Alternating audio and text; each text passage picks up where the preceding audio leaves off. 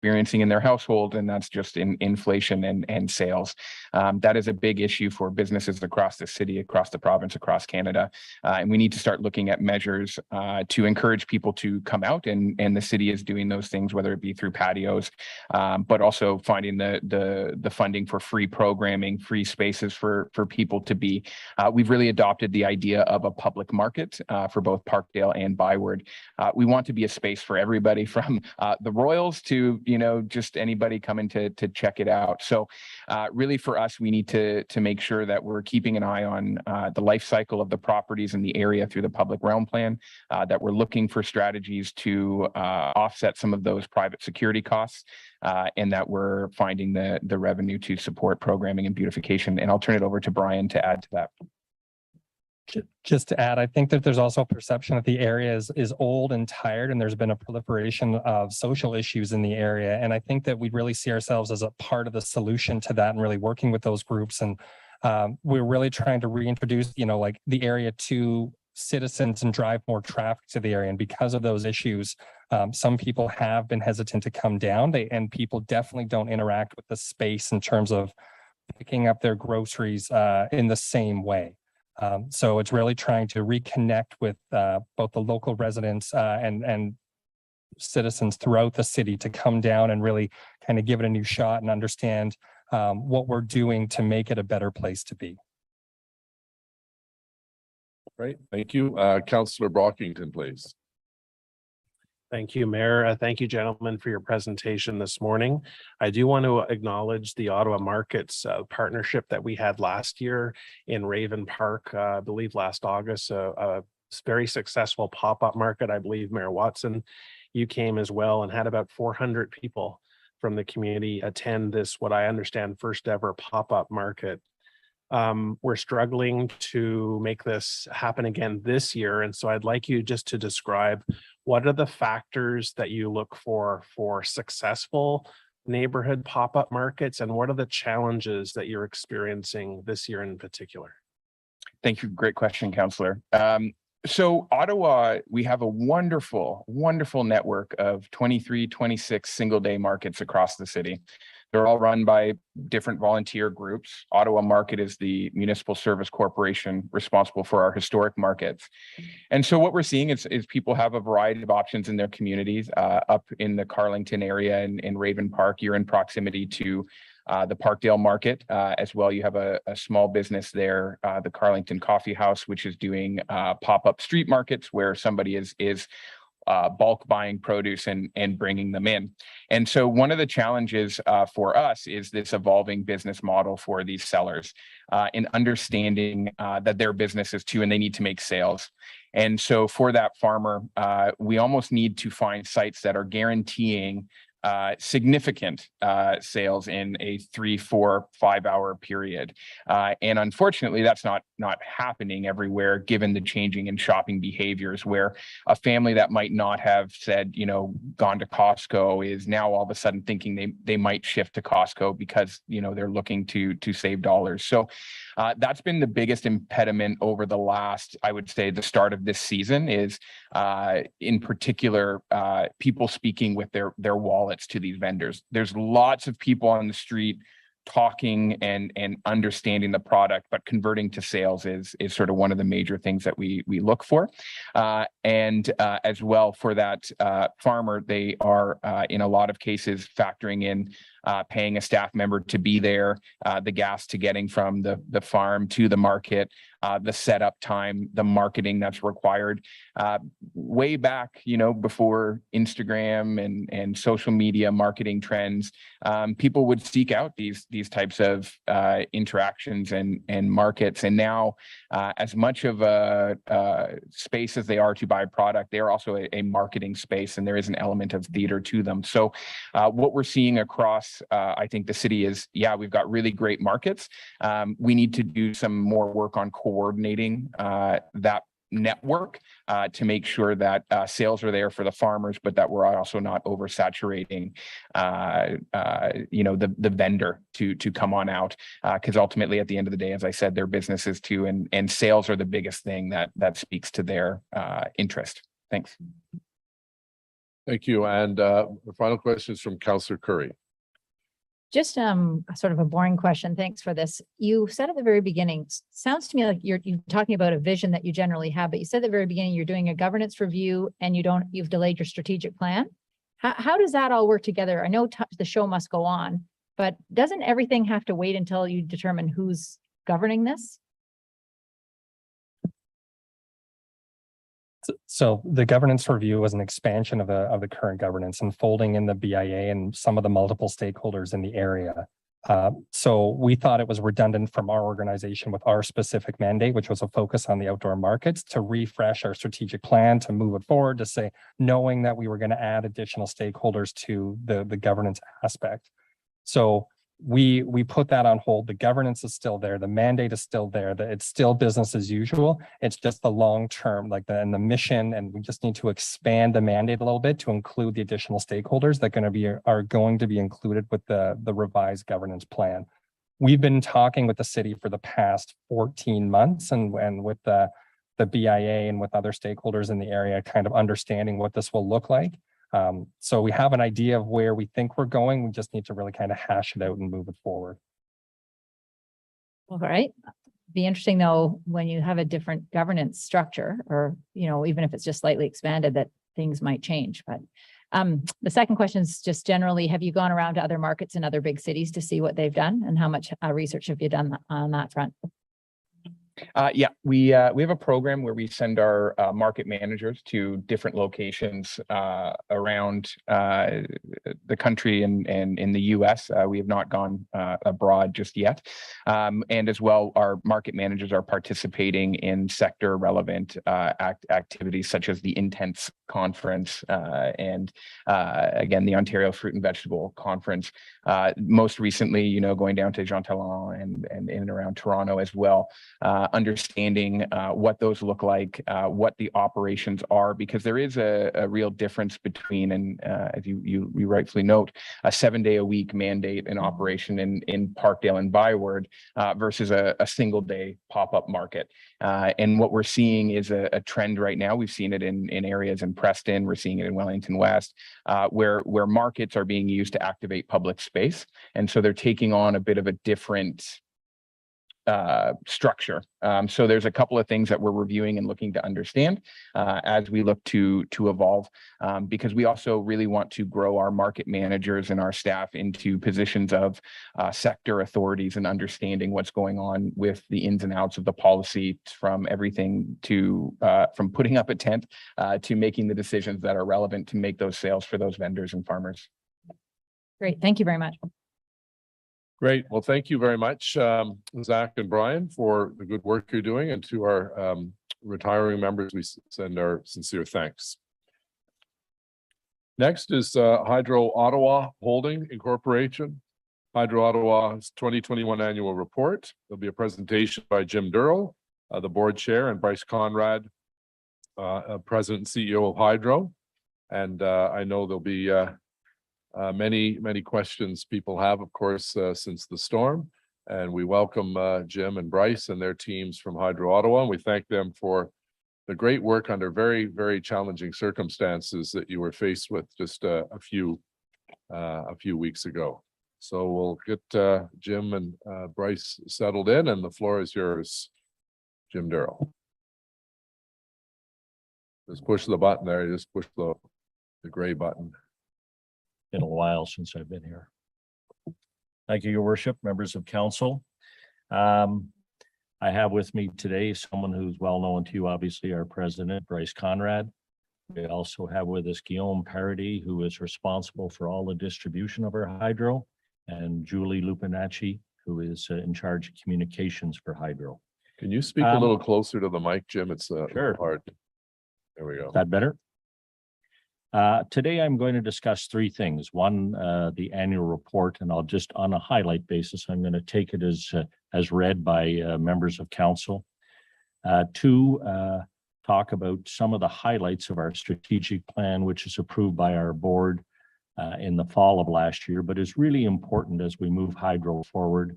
And the third is obviously the storm, which each one of you were involved in some some way, some shape, some form, some more than others. In terms of our annual report, it was obviously a great year last year. I'm not going to spend a lot of time patting ourselves on the shoulder or anything else. It was witnessed in the dividend that you received for $23.7 million. And I think what was equally important to our board at the time was it's called SAIDI and SAFTI, but it's basically the frequency and the duration of outages that take place at Hydro. And for the 5th year in a row, we were best in class in terms of all similar hydros. So the men and women who were out in the field and who worked at this, quite frankly, were doing a tremendous job. And it also reaffirmed the investments that we had made in infrastructure. I can tell you next year, it's not likely to get the same size of dividend for the obvious reasons of the storm. But we were very grateful. And during the storm, the Premier phoned Bryce every single day and has reaffirmed that he's going to pick up the costs. So that will be a tremendous benefit to Hydro and to the taxpayers and all of the people who use it. Secondly, our strategic plan. And there are 8 parts to it. I'm not going to spend a great deal of time on the 8 parts, but probably the foundation of our strategic plan is the desire to achieve net zero by 2030. And this would make us the very first municipally owned a hydro facility to ever achieve these goals in Canada. And I think that's very formidable. And I think it's something that when we do our strategic plans, we try and do them in line with what the city thinks is important and what the city priorities.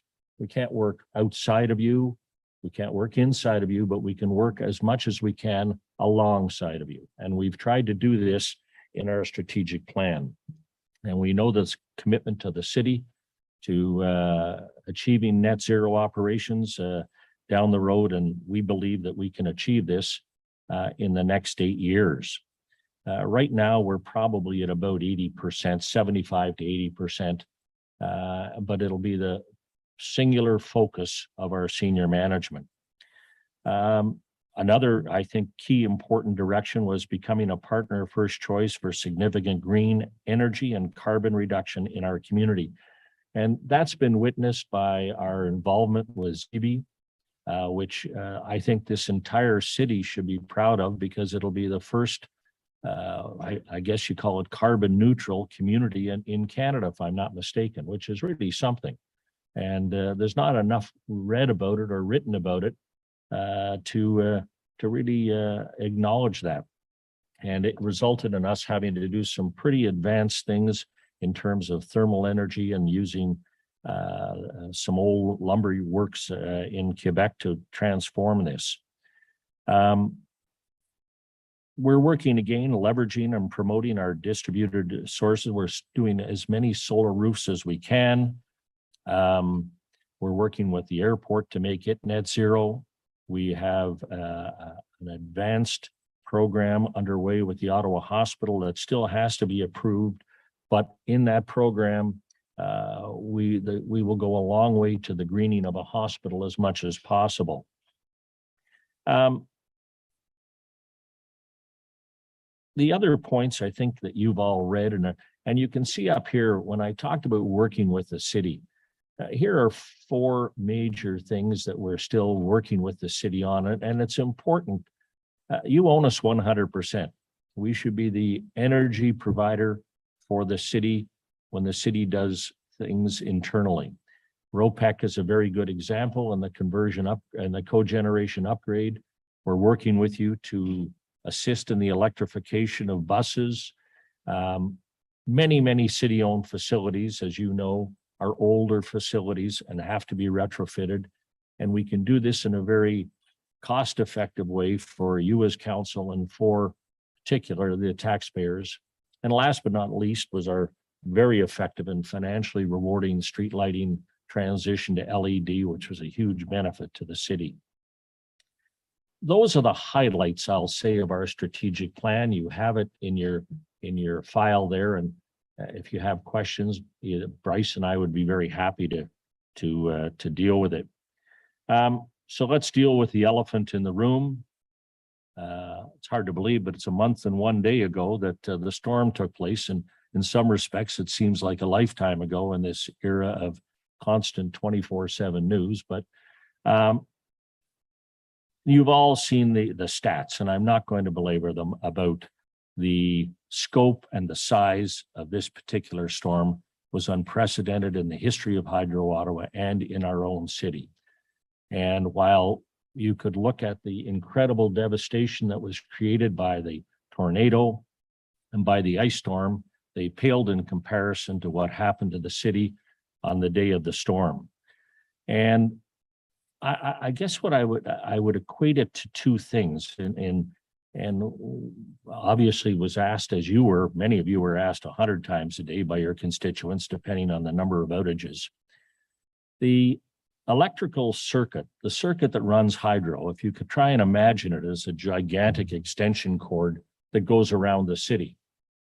And then off that cord, every couple of meters would be spliced, and in would come another cord, and off that cord would be spliced, and they would get down to the neighborhoods. A similar analogy would be your transportation system. We have our very major arterials that take the vast majority of our traffic through the city. We then have our second major arterials on the internal roads. And then eventually on the third level, we move into community neighborhoods, and I live in a quiet cul-de-sac, and every year they say, how come we're the last to get our snow plowed? And I said, because you live in a quiet cul-de-sac. And if you want to have your road plowed first, move to a busy road. Well, we don't want that, sir. Then fine, thank you, have a nice life. And when you equate transportation to the electrical storm, our first priorities, much as when you have a gigantic snowstorm and you have to get your major roads done first, were the critical infrastructure. Our hospitals and our airport were all critical to us, and our water treatment plants. And they were the very first things that had to be dealt with initially by hydro. And when your power's out, I was out for 6.5 days, and lots of people, when it's out, you don't frankly give a damn about anybody else's hydro being out. You're worried about yours, your freezer, all of the things that we all know happen. And from our perspective, we have to do the right thing.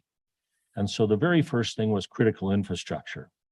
The next thing is we would put power on where we could have the greatest benefit to the community. So if we could fix one particular area and it would power up 3,000 homes or 300 homes, we're going to do that before we go in and power up another area that's going to do 10 or 15 homes. And so as you prioritize these steps going down, it's the rational, proper process for restoring hydro. But again, in a normal year, we would put maybe 400 poles in. We lost 400 poles in a matter of 24 hours. It was like an entire year's work. It takes about 6 hours to properly install a pole. I'll just try and fathom that. And when I looked at it all and at the work that the men and women of Hydro did, I applauded them. There were a number of questions that were asked by you at City Council, by the public at large, and I would just like to deal with a few of them. And the most obvious was, do we have the necessary resources to handle a storm like this? So I said to Bryce, you never build the church for Easter Sunday, because it's going to sit empty a long time in between at a very expensive cost. Well, at Hydro, we have enough resources. You go back in the history of Hydro and all the way along, that's why we are the best in class in SAIDI and SAFTI, in frequency and duration. And a storm like this, we're very fortunate. And the Hydro communities, if I can call that, including Hydro One, are a close-knit group. And when there's a storm, a major happening, we send crews to the States, the crews send states up here, the US sends, you know what I'm trying to say. Hydro One was tremendous. Toronto was great helping us. And this storm just didn't hit Ottawa. So there were other resources that had to be used. But we had over 600 people working. The system, frankly, couldn't handle any more people doing what it was doing. And so in response to the resources, and again, there isn't anybody that wouldn't be sympathetic to a family whose freezer is going and the cost of food today, et cetera. But that's as fast as the system could go. You have unique neighborhoods like Alta Vista, where the poles go down the backyards. But when you're trying to change a pole in a backyard, you can't get through to those yards. You have to go in over the top of the house with a big crane, and it takes a hell of a lot longer than 6 hours to change it, I assure you. So the city is very diverse, as we know in many areas. And we've really looked hard, Guillaume, Bryce, myself, the board, at the amount of resources, and we had no issue. Why did it take so long to restore power? Just for the reason I said, when you have 1,500 breaks in that huge, big extension cord going around the city, and then all of those other cords coming out of that, and you have 1,500 splices, trust me, and they're not all in easy to get to areas, and it takes a long time to do something. Why do we have wooden poles? Good question. Largely, they're very cost effective. Main reason. They last up to 50 years under normal circumstances. That's not bad. Longer than most of you will be in city council. And you know, when you look at that, we've put composite poles in certain places, and we're still looking to see, but I can tell you in the storm, we lost a number of composite poles as well. So wooden poles are not the problem. A storm of that magnitude will always be a problem. Why don't we bury our lines, which we heard a number of times? And as you know, in key areas, I'll use Elgin Street as the simplest example. When there's major infrastructure work done, we bury the lines at the same time.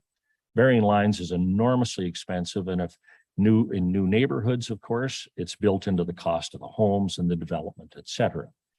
For us to go and bury the lines here in Ottawa around the city would take approximately 90 years and would cost about $10 billion and would never be approved by the Ontario Energy Board in any event. But the cost would make the cost of hydro to all of the people who phone you all the time and are upset exorbitant and beyond, just wouldn't make hydro reasonable. And if that storm showed us anything, it's just how important our electrical system is at a reasonable cost to the public. This one I found alarming, but it came out, and was the process of restoration affected in any way by income, race, gender, et cetera. And I know Bryce we were insulted by that.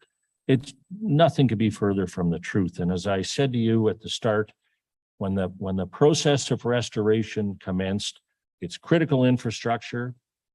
Secondly, where do we get the biggest bang for our buck, so that every line that we fix is spliced, puts the most people into place. And then the third is like snow plowing in your cul-de-sacs. You're going to be last, and has got nothing to do with race, gender, or anything else. Our maps, which was a legitimate concern, and we acknowledge that, and our communication, which under normal circumstances, I think every single member of City Council would acknowledge that the communication from Bryce, from Julie and her department is exceptional. When you have a small outage, or you have an outage in your community under a normal circumstance, you hear about it instantly, and you have instant communication with hydro so you can get to your public. When you've got an entire city down, it can't possibly happen. And we received criticism, and it was justifiable in the sense that if you were in an area and you were accustomed going in and finding it, and you couldn't, and your power's out, you're not a very happy camper. And we understand that. Bryce, talk a bit about the restoration and the maps and the communication. Sure. Yeah, thanks, Mr. Chair. Again, in a normal situation, the maps work well. They've been working well since the storm. We had events yesterday. The storm, that those the maps work well. In an event like this where, the entire system has effectively been clipped, you just get one cascading failure over another, which just precludes the system, that map from working well. Where we would put it up, people would call in and complain that they were out of power and it didn't show on the map. And again, it creates more work, it created more angst for the customers. So we effectively took it down, and I made the decision, again, from a communications perspective, the last thing I ever wanted to do was to sort of make a commitment to have power restored by 3 o'clock and not miss that and not hit that deadline. So if you go back to the time of the storm, I was consistent. All the media briefings are saying we were working tirelessly on the bulk system. Once we had the bulk system up in place, we would be in a position to provide better data to you as counselors and to our citizens. That is what happened. It took us a day longer than we otherwise hoped to get the bulk system up, but it was up on Saturday. We were able to provide you as counselors, affected counselors, with circuit level data Saturday and Sunday, and we were able to restore our outage map on Sunday or Monday with estimated times of restoration. All people wanted to know, and I know you know this, was they wanted to know when their power was going to come back up. So a goal again, when the map went up on Monday, we saw a complete turn in the way the communications was happening, and it was to the benefit. In terms of restoration, again, I won't repeat what the chair said, but we learn lessons. Every one of these events is a lesson, is an opportunity to learn lessons. And following the tornadoes in 2018, we took a look at our system and said, okay, we need to do something, harden our stations, because the station, as you recall, at Maryville was the real touch point for us. So we worked to harden the stations. We also we strengthened the lines. We did a climate change assessment study. We strengthened our lines so that they could withstand ice loading and 130 kilometer-hour winds. Previously, it was 110 kilometers and ice loading. I can tell you today, if we increase it to 150 kilometers in ice loading, it still is not going to stand up to 190 kilometer-hour wind touching down and ripping through. So again, to the chair's point, there's only so much that we can do that's affordable. Empathy, we are entirely sympathetic to the outage and the length it took.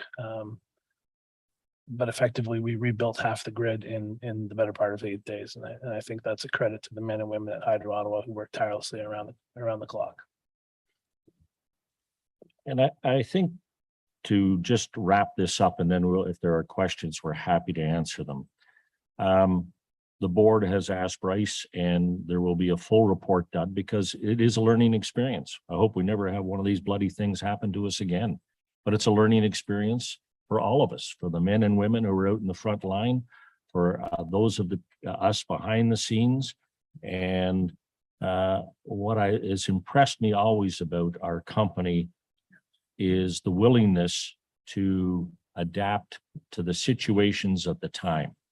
And I can assure you that there is absolutely zero defensiveness anywhere in our organization as to how we handle things. We are constantly striving, which is why we were best in class for 5 consecutive years, to be a better organization.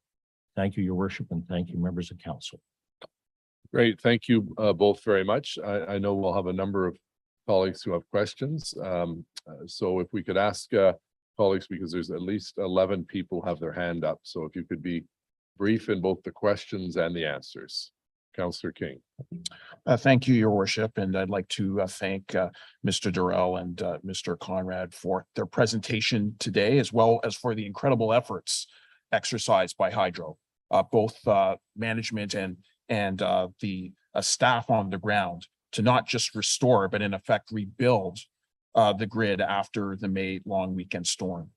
As you have noted, grid resiliency is obviously a top concern, since we're increasingly seeing more stress on the grid, whether it's from stronger storms, more rainfall, or more extended heat waves. And we know that climate change is making extreme weather more common, and you've been talking about some of the initiatives that you've been taking, and obviously more damaging. And this obviously puts more pressure on older aspects of the grid that are operating beyond the assumptions than which they were built. So my first question is, can you briefly speak to the investments that Hydro Ottawa is making to address grid resilience? Yeah, thank you for the question, Councillor King. So our capital plan is approved by the Ontario Energy Board. It's a 5-year capital plan. We're roughly spending about 120, $130 million a year on capital. We are investing heavily. When you see the wooden poles, you kind of think back to the good old days, but quite frankly, those wooden poles also hold an inordinate amount of sensors and some pretty high tech equipment. So our go forward plan is to sort of not only harden from a storm perspective, but also to use, increase the telecommunications capacity, increase the sensors so that, for the most part, when you have an outage today, I'm trying to think of one recently, but I think Councillor Gower had one in his ward. Effectively, I don't need to roll a truck at that point in time. Our system office can throw a switch and repower that circuit. That's what we want to be able to do throughout the entire city. Now, obviously, if a tree falls down and takes out a line, I need to roll a truck. But for the most part, that's where our investments are in that sort of that ilk, if you will, the sensor speed, the smart grid aspects, if you want. I appreciate that. And obviously, I think that we need to have more investments in smart modernization, in smart grid modernization, because we obviously need to build grid resilience. And we can really pursue that through the implementation of different types of approaches, including microgrids, as you know, small scale networks within the larger grid, as well as grid hardening. Ensuring that we are really working to ensure that our power poles withstand higher winds. And you've said you've been working on that, and the hydro utility has been working on that, as well as different types of technologies, which you've also mentioned. So after this event, can you speak to where we'll be investing, whether we'll be investing in microgrids or more grid hardening operations to really attempt to address the challenges that we're seeing from climate change? Yeah, without getting into the inside baseball of how our distribution system works, because it's complicated at best. But look, the future is going to be in distributed energy resources, where you're localizing community-based energy in the communities close proximity. The days of the large nuclear reactors in the long runs, from Pickering and Darlington down to us, those are sort of ebbing and flowing, if you will. So that's part of our investments. We need to start to accentuate those, encourage those, and as the chair said in his report, that's part of our strategic direction. The second element is just in terms of storm hardening. The definition of insanity is doing the same thing over and over again and expecting a different outcome. So let's take the 2018 tornadoes and what it did to Maryville Road. Let's take this to Recco and see what it did to Maryville Road. Well, the poles toppled. So maybe there's an opportunity for us not to bury all of the lines going north-south, but those north-south lines are clearly bearing some unique circumstances. So maybe there's an opportunity for us to bury one of those north-south lines to give us that backup and that sort of contiguous planning for future events of this sort, so that, Barrhaven doesn't get completely severed every time Greenbank or Woodruff goes down. So we can maybe route the power through Maryville. What I will say in this instance, which a lesson learned, which was a positive, and I think I was telling Councillor Kavanaugh this at one point in time, I have some of the most intelligent, creative, smart engineers imaginable. And they were doing things with the power grid that I'd never seen before and we'd never seen before. So we were shoveling power from Canada and Stittsville down into Councillor Kavanaugh's ward. It doesn't work that way. It shouldn't work that way, but they found a way to do it because that's the duress that they were under, and the stress that they're under at the time led to that creativity. So all of these are, I say, lessons learned. We've learned new ways to manage our grid. So. And I have one last question, Your Worship. You said that you were speaking to the Premier on a regular basis, and that there was assurance that there would be investments to recoup the money that was spent around this storm. I was wondering if you had any further discussions about funding from senior levels of government that would assist Hydro Ottawa in toughening up the infrastructure. Because obviously we're going to see more storms like this, and we'll need more investments in smart grid infrastructure. And it might not all be able to come from the ratepayer. So I'm just curious, are there the potential for investments from senior orders of government to really address this challenge, which is a key component in my estimation of the climate crisis, really? Yeah, so again, great question, Counselor. I would tell you the same thing I told everybody else. I spoke to the Premier more often than I spoke to my wife during that 2-week period. So he was gracious in his concern for us, and wanted to make sure that my crews understood how valuable they were. So I have nothing but respect for that. With respect to your question in terms of senior levels of government, I would only suggest to you that, if Hydro Ottawa steps in line for funding, say from Infrastructure Canada, for climate change hardening or climate hardening or some other source, some other pot of cash that the federal government has, we will effectively be competing with you. We will compete with our shareholder for that funding, right? And I don't think that's a position you really want us to be in, but maybe it is, if I guess we can prioritize as such. But we have a way of securing funds for capital. It's a rate application that we do before the Ontario Energy Board every 5 years. We have been hardening our infrastructure, as I said, since before 2018, but since the tornadoes, for sure, it's become a priority. It will continue to be a priority. Trust me, the trauma of this event, as much as it impacted everybody, our company is still wearing it. So it will be front and center in our planning going forward. Well, thank you. I appreciate the candor of that answer. And I once again appreciate the work that Hydro Ottawa undertook. There are varied neighborhoods within Rideau Rockcliffe, some more affluent than others. They were all equally affected because of the heavy tree canopy throughout all of those neighborhoods. So I understand the argument you're redressing in terms of some of the comments that you've received. But I just want to say on behalf of my residents, thank you for the tremendous amount of work that was undertaken during that storm. There are lessons to be learned, but you've brought them forward to us, and we definitely will be following up with Hydro in terms of crisis communication as well as smart grid modernization. Thank you, Mr. Mayor. Thank you, Councillor. Councillor Kavanaugh, please. Thank you very much, Mr. Mayor. And thank you, Mr. Durrell, for your opening comments. You covered off what basically the questions that I kept getting asked over and over again. And one of the big ones was burying lines. And this is in older neighborhoods. People saw that as the solution.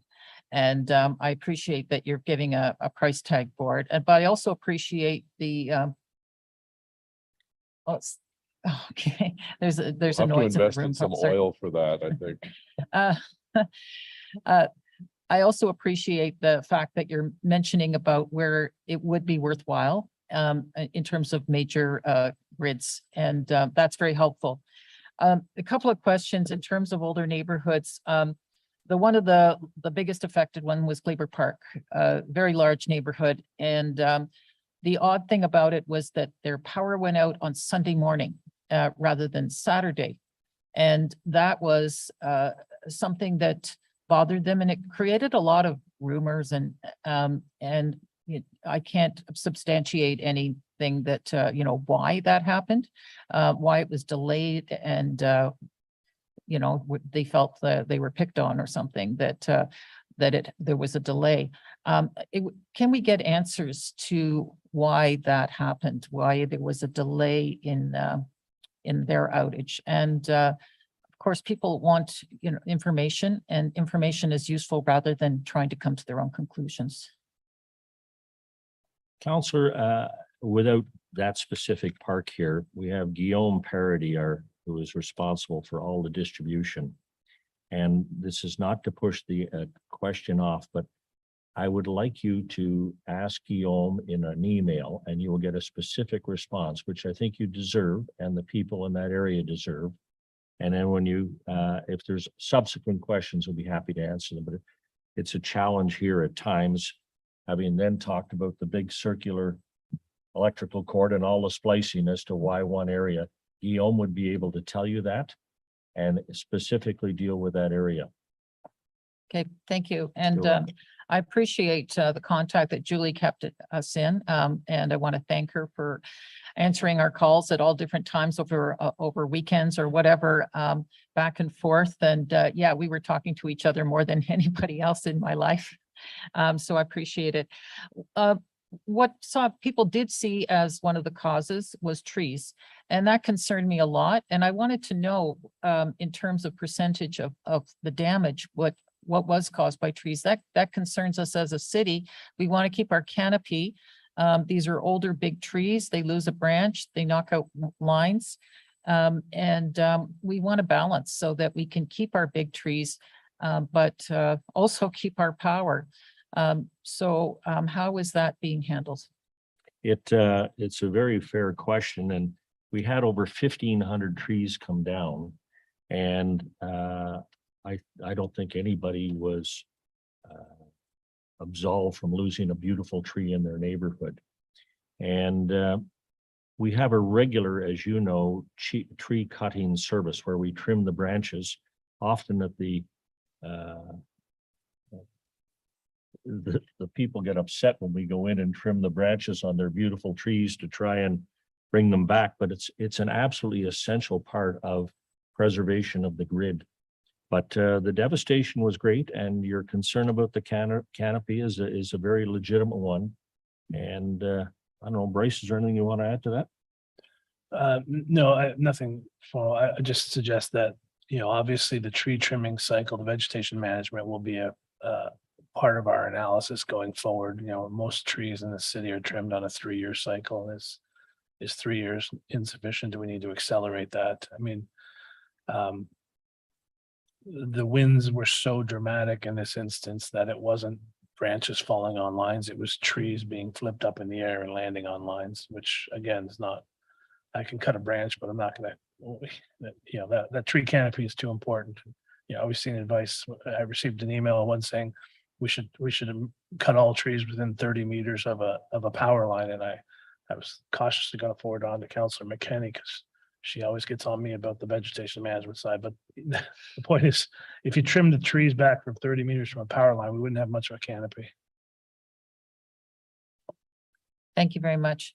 Now, this was an extraordinary situation, but probably what I heard the most was that if you knew power was going to be out for a longer period of time, could you have let people know so that they could make plans if they knew it was going to be 8 days or more in many cases? That was probably the thing that I heard also the most. And I realize this has been extraordinary. I think it's a fair statement. Sometimes, and when you've got other issues, Bryce came out at the very start and said, when this happened, that it was aspirational that we might have all the power back by a week Friday. And that was from the very get-go, because one of the things he and I talked obviously every day several times is not to create false hopes. That's the worst thing you can do for somebody. You're going to be out a week. Face it, that's what's happening. You're going to be out a week. And when we initially looked at the system and the grid, he was very comfortable feeling that by Friday, and we use that messaging all the time. And you're right.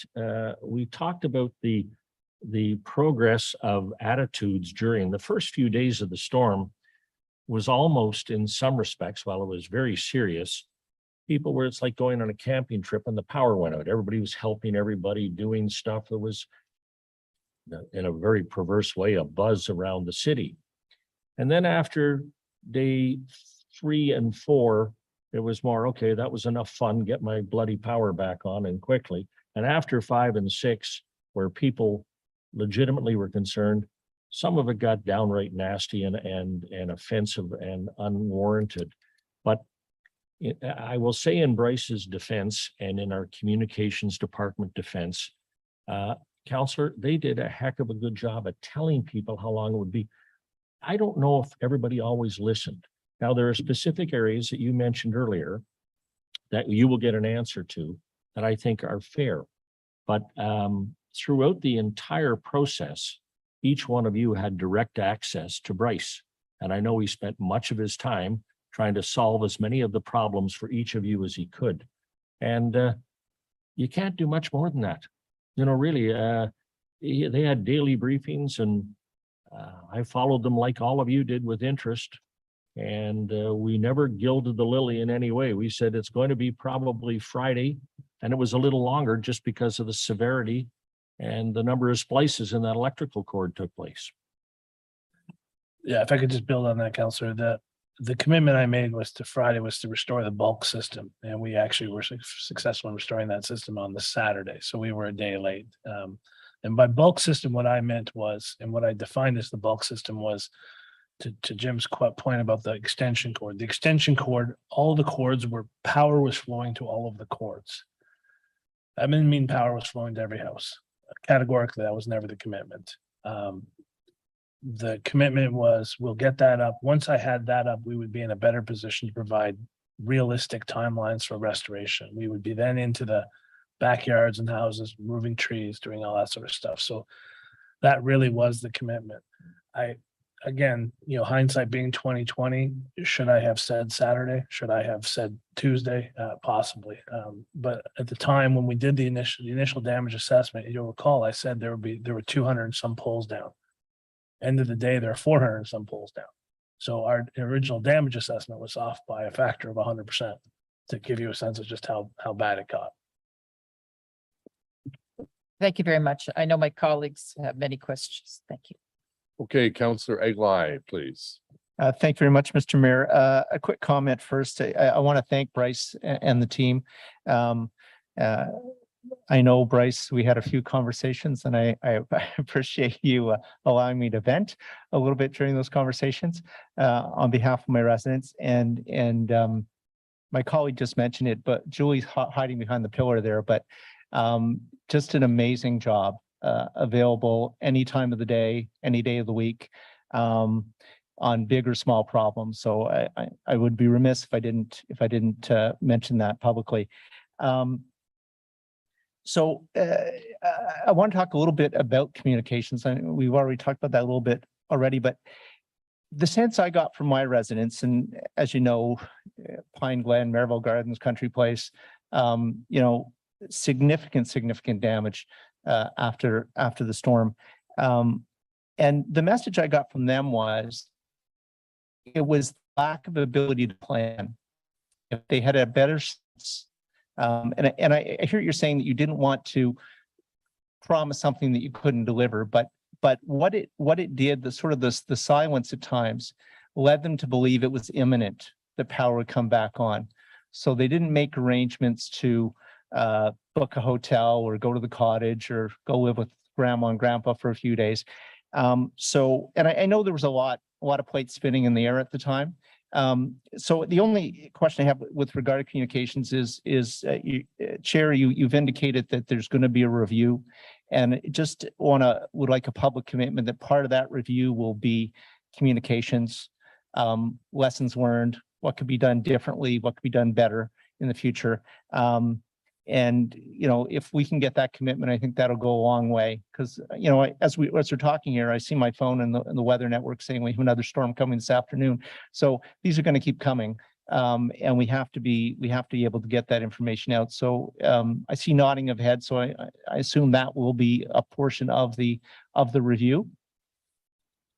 Will be, Councillor, and when the review is done and finally approved by the board, Bryce will be sharing the highlights with all members of the council. So this is not going away. The one thing that I can assure you, and Bryce is in 100% support, is that nothing is going to be swept under any carpet anywhere. And so you will get the responses, hopefully, that you want. And if there's something in the report that you're not satisfied with, as always, you've had a direct line to our president. No, and I do appreciate that. The other very quick question I have is, I'm tabling a motion later today as part of council, seconded by the mayor, around finding ways to encourage private property owners, apartment buildings, old age homes, to have working generators, to have working backup generators. I'm wondering if either of you can comment on whether hydro can assist in some way in that, whether it's messaging or education, and your general feeling about how that would have made this experience different if more apartment buildings, more seniors homes had generators in place and working. Well, I think the most popular person in Ottawa is a Generac salesman right now. Yeah, and embrace, but just because it's a good question. Yeah, so we actually have batteries that we deployed early on in the crisis. In fact, we had I think we had 45 batteries that we were deploying. I think we assigned them to the paramedics actually to help them with their life-saving accident. We use those batteries for planned outages so that if we know we're fixing a street or something, then we offer the residents of that street a battery so that they can keep doing work or school at home. Obviously, I could have probably used 160,000 of those batteries when at the height of the storm. I will speak as I was shocked, gobsmacked, whatever the word you want to use, that you can have a 300 or 400 person residence that doesn't have emergency backup power. I find that shocking. I find that almost borderline criminal. These seniors can't get up and down. That's just, I found that shocking. And the fact that there were some buildings where the water couldn't get up, again, I found that shocking. So I applaud the city for moving forward with the motion. I think it's long overdue. In terms of generators and backup assets, look, most modern commercial buildings have backup generators for just this purpose. Our building was running on a generator for a period of time at the start of this thing. That's what people need to do. Particularly if you have a senior residence or some others. So yeah, we would support it entirely. If there's anything we can do to help, obviously we will do so. Thank you for that. Thank you, Mr. Mayor. Thank you. Councillor Hubley, please. Thank you, Mr. Mayor, and I want to add my voice and the appreciation of my residents for Hydro and their great work that they did do through such a challenging time. I think it's important to mention, I think both Mr. Durrell and Bryce touched on this, that it was not the work of a few. It was a work of many that came into town. We had hydro companies come from I think as far away as New Brunswick and Manitoba to come in to help. I know I personally witnessed the Ministry of Natural Resources people that came in to help, and they had the biggest chainsaws I've ever seen. And there was a lot of people out just videoing what they were doing. But I think they were there the following Sunday helping with the cleanup, and at least in my area. And it was really something to see. But I think we should also give kudos today to city staff through the city manager for the work that was done by city staff as part of that cleanup to help with the hydro folks to clean the brush away and the fallen trees, and just, we had firefighters in Canada going down the street helping people. I know my colleague, Councillor Gower, had firefighters working around his neighborhood as well, just helping out. And, it was just the city guys and the pickup truck stopping and getting out and helping people on the street. That really makes you proud to be part of the city of Ottawa. So, I know Alain over there, Alain Ganche, we talked lots through that storm as well. And so, kudos to the staff that did that. On the communications challenges that you faced, one recommendation that I'd like to see come in the report is on that Saturday night when the storm hit, the local radio stations were broadcasting pre-recorded programming, which is something they've been doing now for a few years, where in the past we could rely on CFRA, for example, to go during the ice storm and the tornado. They were able to help us communicate to people because there was no point in putting out a newsletter. Nobody had internet or had power to read that newsletter. What they needed was something that they could access without power. On that Saturday night, I know the mayor and I were very involved with talking with Bill Carroll at CFRA about getting him to go on air. and he had to do it from his home. And luckily he had a backup generator, and I think they were able to stay on the air till about 11 o'clock that night before they could set up the next day to actually broadcast. I'd like to have this as part of the lessons learned and the recommendations going forward, that we actually treat local radio stations as partners in this and find a way to communicate quickly with them about what we're doing. Like, for example, that Saturday night, I think we had one of the first shelters open with the Canada Leisure Center. Thank you to city staff for that. It would be great to be able to communicate that out to people. And so that kind of thing, if we could, that would be the one recommendation I'd put in there. The other thing I'll close with, Mr. Mayor, because I want to be as brief as possible here. I really think we have to look at getting a superhero cape there for Bryce, because Jim is right. He talked to us all the time. Like, the messaging early on wasn't what we wanted to hear, but your prediction that, this is going to be the end of the week before we make a lot of progress here, you were right on, and it set the expectations, and that was certainly what you were telling me was what I told my residents, and the majority of them understood that and they prepared for it. So I just, can't say enough good things about you there, buddy. You did an awesome job once again for us. And so thank you, Mr. Mayor, for the chance to express that. Right. Thank you, Councillor. Councillor Kitts, please. Thank you, Mr. Mayor. I know we're supposed to be quick, so I won't go on and on in my thank yous, but I do have to say, your team was available day and night to answer my questions, give updates, and that allowed me to manage expectations when needed. So a very sincere thank you to your entire team, the administrative team, and especially those on the ground for all of your efforts.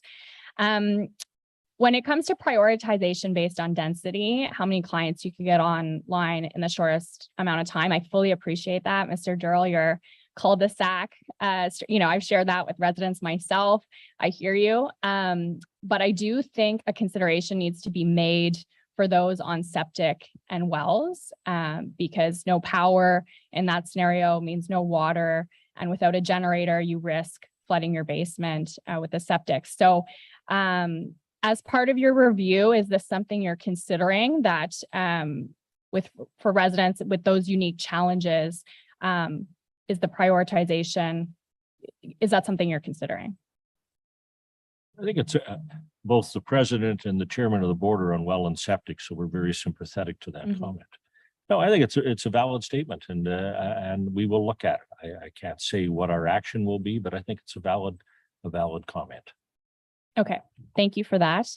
And then my other question, I know there are still a lot of trees in the city that are in precarious positions. So is your team proactively going out to evaluate the right of ways? Should there be another weather event? I'm concerned that there could be trees that could come down very easily online. So just how are you managing that effort? Yeah, thanks. That's a great question, Councillor. And I was hoping to leave today with that final message, which is the grid is still relatively unstable. And by grid, I mean not necessarily Hydro Ottawa's grid, also the Hydro One transmission lines in. You saw a fairly large scale outage last Saturday in against Councillor Eglei's ward. We lost 15,000 customers. Had nothing to do with us. It was the loss of supply from the provincial grid. So trees took down some more. So the short answer is yes, we're out there proactively doing that work. I think we probably got most of the stuff that was hanging over around near trees and branches, but every time there is a good wind gust or good windstorm, there will be more trees and branches. Some of them are already weakened, they'll just come down. And again, you saw that again last weekend. So the short answer is that's okay. That's what we're there for. And we're fully staffed to be able to deal with those situations in relatively short order. Some cases we don't even have to roll a truck. Sometimes we can just kind of flip a switch and redirect the power from another source. So, but yeah, it's going to be a few weeks of some heavy winds before we get all that out of our system. Okay. Thank you very much. Thanks, Mr. Mayor. Great. Thank you. Councillor Menard, please. Thank you very much, Mayor, and I'll try to be short as well. First of all, thank you to the crews and their work, as well as the support that came in to Ottawa from city crews from across the country. Bryce, your team and office for the discussions daily. That was very helpful as well. So just want to say a huge thank you for that. I just want to touch on three things from your presentation. The first is just the basic communication with residents, and I have some suggestions and just see your response on the emergency alert system. So when the city has a parking ban, it's not quite an emergency alert, but parking ban in the winter, an email goes out, right? And anyone that's subscribed can get that email. So I'm wondering if that is an option, if that already exists. And the other suggestion is just communication about preparation for residents. My neighbor was running our fridge from, his car battery and an inverter, and just something I didn't know existed, but saved us on our fridge side. So just those two things on basic communication, and I'll go into two other quick issues. Yeah, thanks, Councillor. If there was, I believe everyone that has a cell phone would have probably gotten the severe weather alerts that were coming in that day. So I'm not sure whether the parking ban system would have added anything, but obviously if there, as part of this debrief, this lessons learned, if there is an opportunity to sort of dovetail our messaging in with that, we're happy to do so. With respect to your second question, look, I run the utility. I've run the utility for 10 years. I couldn't pick up an inverter. I wouldn't know which side of an inverter to plug something into. So I'm not sure I would necessarily be the one you want to ask as to how to do that sort of stuff. But what I will say is emergency preparations, and we saw this again in the tornado. The average residents of Ottawa are not prepared for a prolonged emergency situation, whether, I know the number is 72 hours. I'd suggest most of them aren't ready for 72 hours. So anything that we can do to encourage and foster the behavior of being prepared and better prepared is I think, money well spent. So. Thank you. I appreciate that. And no, on the email system, I just sort of mean, daily updates, or if there's a particular area that's out, an email could go out to that area that just says, look, here's the current situation. And that might help us in the future. I think hopefully simple enough to set up. The city has some good examples. So I'll just leave that with you. On the burial of hydro wires, obviously, no one is suggesting we go out and rip up all the infrastructure across the city at great cost. I agree with you there. But I think the suggestion is what our new official plan is calling for and targeting. And that's the burial of wires on streets that are being redone, particularly traditional main streets. And it makes sense for a few reasons. The development opportunity, because we lose potential as a result of the setbacks from the wires, the resiliency of the infrastructure, and the space it can create on the street. So now obviously there's a cost to this. But when we're opening up the street anyway and taking down the poles, does it not make sense in many situations, given what we've experienced, not to put back up the new hydro poles with overhead wires in some of those situations? Again, Councillor, it was a great question, and we're always happy to come to the table and be part of the solution. So if you look at Elgin Street as a good example, you look at Councillor Fleury did down along Montreal Road, another example where we were able to sort of make the justification to bury those lines. I'm not opposed to burying the lines. I just can't afford to bury the lines, and the city has a policy with respect to burying the lines and how that cost gets apportioned. So if there's a willingness and an ability to sort of review that, and, particularly in light of some of the larger streets and, the main streets, as you said, then again, we'd be happy to be part of that solution. But it is significantly more expensive. It does also incur costs for the people and the companies and the businesses along those lines, because you're now burying their infrastructure, their electrical infrastructure to match our burial. So it's not as simple as sort of cutting open the street and dropping lines. So I guess I'm trying to get across, but we're part of the solution, and we will be. Certainly, and really appreciate that. Lines are being buried on Greenfield, Hawthorne and Main Street with the renewal there, and appreciate this is an evolution for Ottawa, but appreciate the answer. Just on the last one, building retrofits, Mr. Durrell, thank you so much. You mentioned this, and I really appreciate it in your presentation, separate to the storm we just had, but there is a payback to the city when we do those deep retrofits to our buildings. And I know Hydro Ottawa has made the offer. They want to be part of the solution. I've been working diligently on my end with city staff internally. I know good conversations with Bryce to try to move in this direction with the city as soon as possible, because we get a payback there. It makes sense financially for us to do it. And of course, it reduces our emissions. So appreciated you raising that. The offer is still on the table. And I hope that very soon and next term of council, we can take you up on that offer and get that done. So thank you very much, Mr. Darrell. Councillor El Shantiri, please. Thank you, Mr. Mayor, and thank you to all of you, without naming you, but I want to specifically Julie for all her good communication with us. Some of you might know West Carleton March has both Hydro One and Hydro Ottawa, and we were grateful for both companies.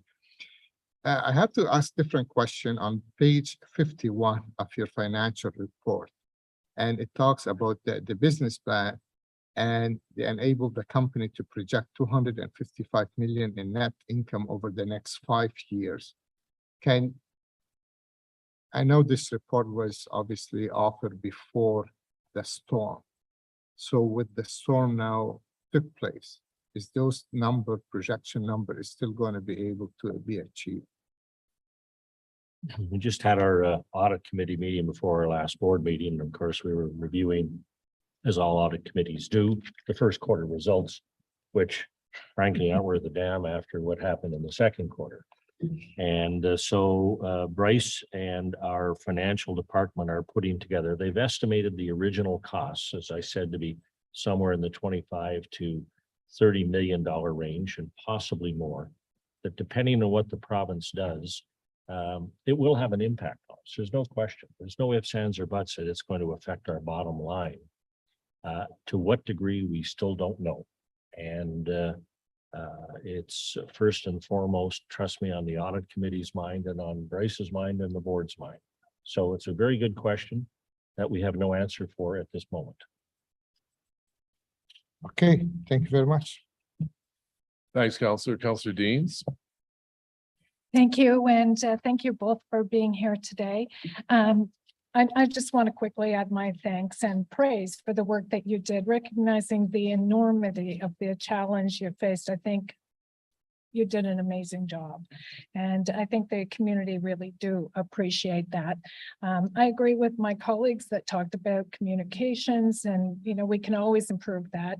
And I think it's worth looking at. I also was going to raise the same issue about how we prioritize restoration of power in such a large scale event. But what occurs to me, and I just heard from my colleague Councillor Brockington, is, we were sort of just a couple of lines back from the front line and heard a lot from our community. So maybe when you're doing the review, it would be worth just asking members of council if there is any area in particular that they would like to see you focus in on, just so, because we're all giving you our ideas today. So maybe it would just be useful if we sent them to you, if you would take that as a direction. I have a couple questions. One is around, we're getting a healthy dividend this year. We appreciate that. But what was the impact on us financially in terms of next year's dividend? And when I was reading the annual report, it talked about all of the things that can impact a dividend. One of them was insurance. And I wonder what the impact of this storm is on our ability to get insurance in the future, and if that in turn impacts the projected dividend for next year. Yeah, great question, Councillor. So yeah, we were fortunate. 2021 was a relative. Bryce, can you just speak a little louder? Sure. Yeah, sorry. These plexiglass things are a bit disturbing. 2021 was a good year for us financially. You got a $23.7 million dividend, which is again a record to the city. Next year, the floor that we've committed to is $20 million. In the absence of some direct financial assistance coming to us from the province in terms of repayment or providing the relief that's been sort of talked about, the dividend will be $20 million. Unless there's some sort of magic that comes through. So I'm just managing expectations. This was a $30 million storm. comes right out of our bottom line. So you would be wise to project 20 million for next year. Again, unless the province comes forward with some money. Wow, okay.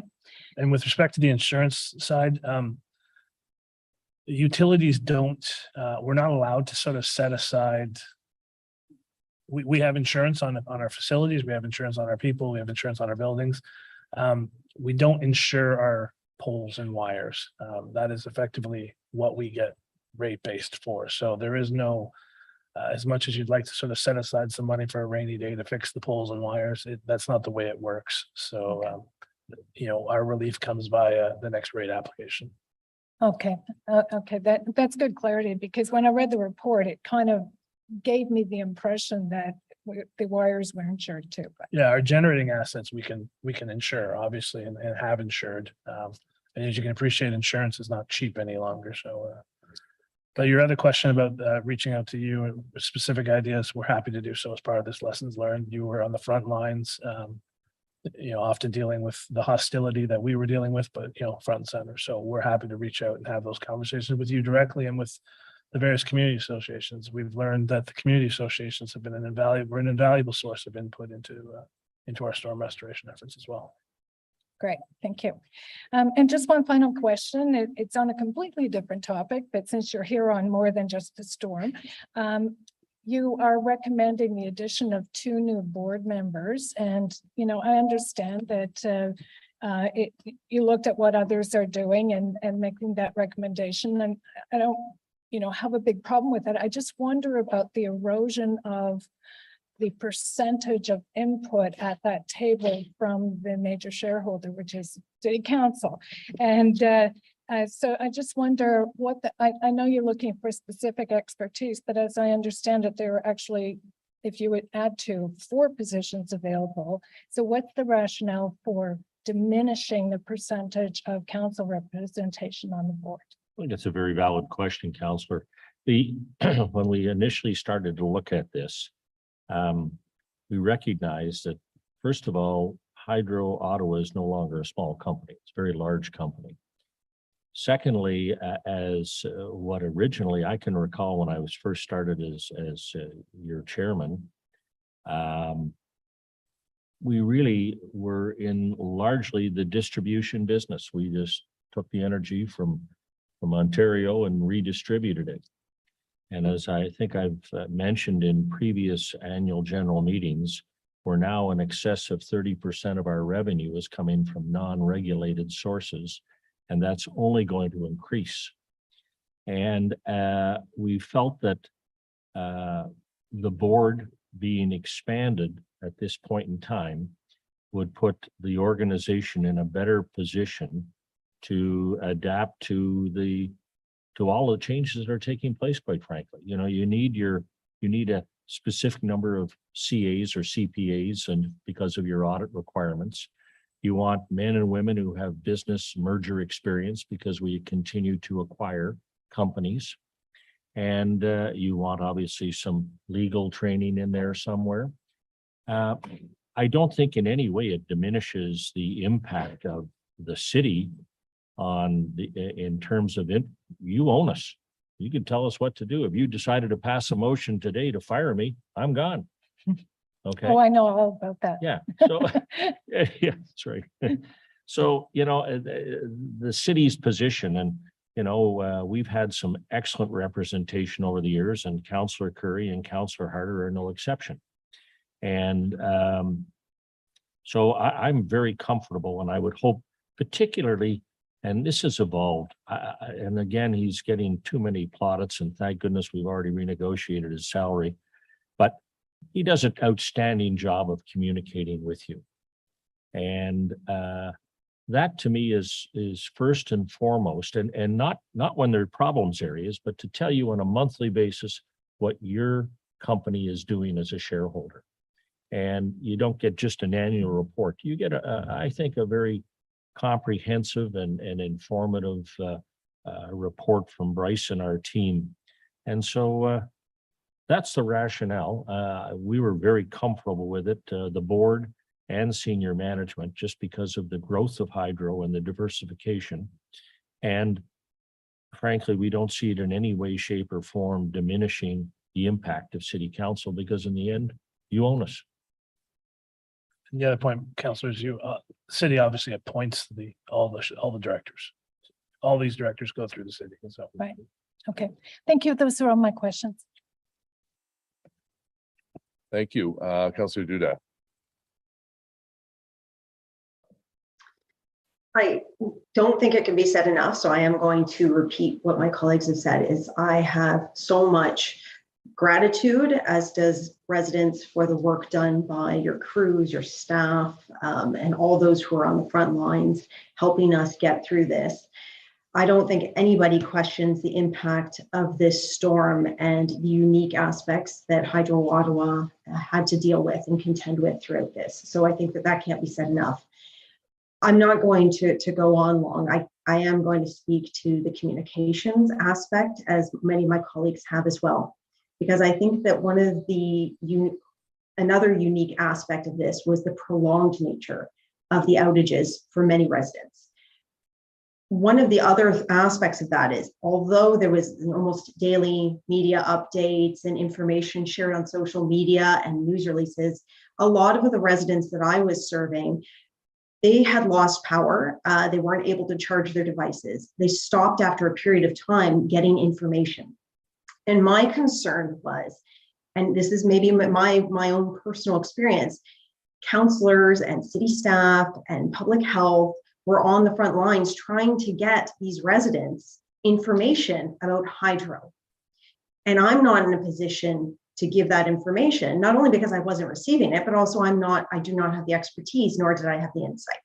So that meant that we're then putting more pressure on you and your staff at a time when you're supposed to be focusing on getting the system back up as a whole. So what I would say is, I'm very happy to hear that you're going to be doing a debriefing and a lessons learned, but what I would ask that you do as a very innovative company that's on the front line of cutting edge technology, take into account that over a prolonged period of time without power, people will not have access to many technologies. And it shouldn't be councillors and it shouldn't be city resources that are on the front line providing the information to your customers as they're trying to get through an outage.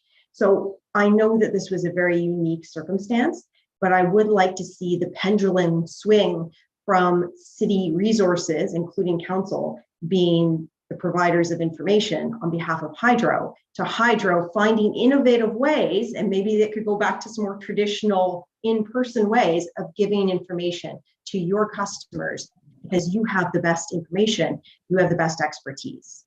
I think. Yeah, sorry, that was. And I think it's a very valid point. And back to the confusion and the problems that you face when you think about it. And Councillor Hubely mentioned it. There was no internet halfway in half the city. And so you had that, a traditional way of getting information out to our citizens was taken away from us. I thought the suggestion of working with the radio stations, I hadn't even thought of that, frankly, very valid and a very good point. And it'll be a part of our subsequent review. So your point is very well taken. Well, and for myself, I think that there's many opportunities for the city of Ottawa going forward to have a stronger relationship and collaborative approach to working with yourself, Hydro. But my concern is, once again, is it should not be city resources on the forefront of providing information we don't have. I would also say too that, you spoke about providing council with information and the update from the lessons learned. What is your plan of updating your customers with what you have learned through this experience, so that they also understand what is going to be approved upon if this comes to pass in the future or for future emergencies? Yeah, it's a great question, Councillor. We will find ways of communicating with our customers, whether that be via the newsletters, whether that be via the inserts that we put into the bills, whether that be community association meetings or town halls. We will find ways of communicating the results to them and soliciting their input as well. So again, I think the community, I appreciate the, the role that all city councilors played during the storm. It was, they were incredibly helpful and we will, it wasn't that we wanted to put you on the front lines. It was, that's the position you ended up finding yourselves in and we will, find every opportunity we can to communicate better with you and with the city council and with our residents. Thank you. Thank you for the update. I appreciate it.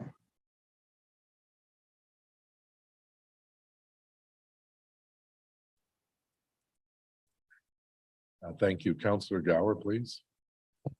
Thank you. Bryce, last week I got a text from you. There were thousands of people who lost power on Thursday evening in Stittsville, and you said that it was a loss of supply from Hydro One's grid. Can you give some more context? I think there was another large outage on Saturday, same issue. Is this still storm related or is there something else going on with these loss of supply? It's a great question. Both of those instances were still storm related. Much like, so in both instances, I think you lost 7,500. I think there was 7,500 in your area. I think Councillor Egli had 15,000 out in the PN kind of that area. Both of them were loss of supply from the provincial grid. So it's Hydro One either taking their system down to sort of remove trees and clear stuff, or a tree taking their system back down again. So, but to be very, very clear, I'm not pinning the blame on Hydro One. We today, I believe we're in River Ward today, taking down 3 poles that we found were damaged by from the storm. So that's call it the hangover from the storm, but that's the system's going to work its way through for the next couple of weeks. Okay, thank you. And I'll echo my colleagues in thanking the entire Hydro Ottawa team. I think there's a lot of residents who would like to have a way to say thank you, and perhaps a Hydro Worker Appreciation Day sometime later this year would be a good idea to allow residents that chance to say thanks in a public way. So maybe we can chat about that later, council colleagues and mayor's office, and see what we can do. Thank you. Great. Thank you, Councillor. Councillor Brockington, I believe, is our last speaker. Thank you, Mayor. Thank you, gentlemen, for your presentation of the 2021 annual report and the storm that we experienced last month. I am a Hydro Ottawa customer, and I was without power for over 9 days. So it was quite the experience, longer than I think any member of council.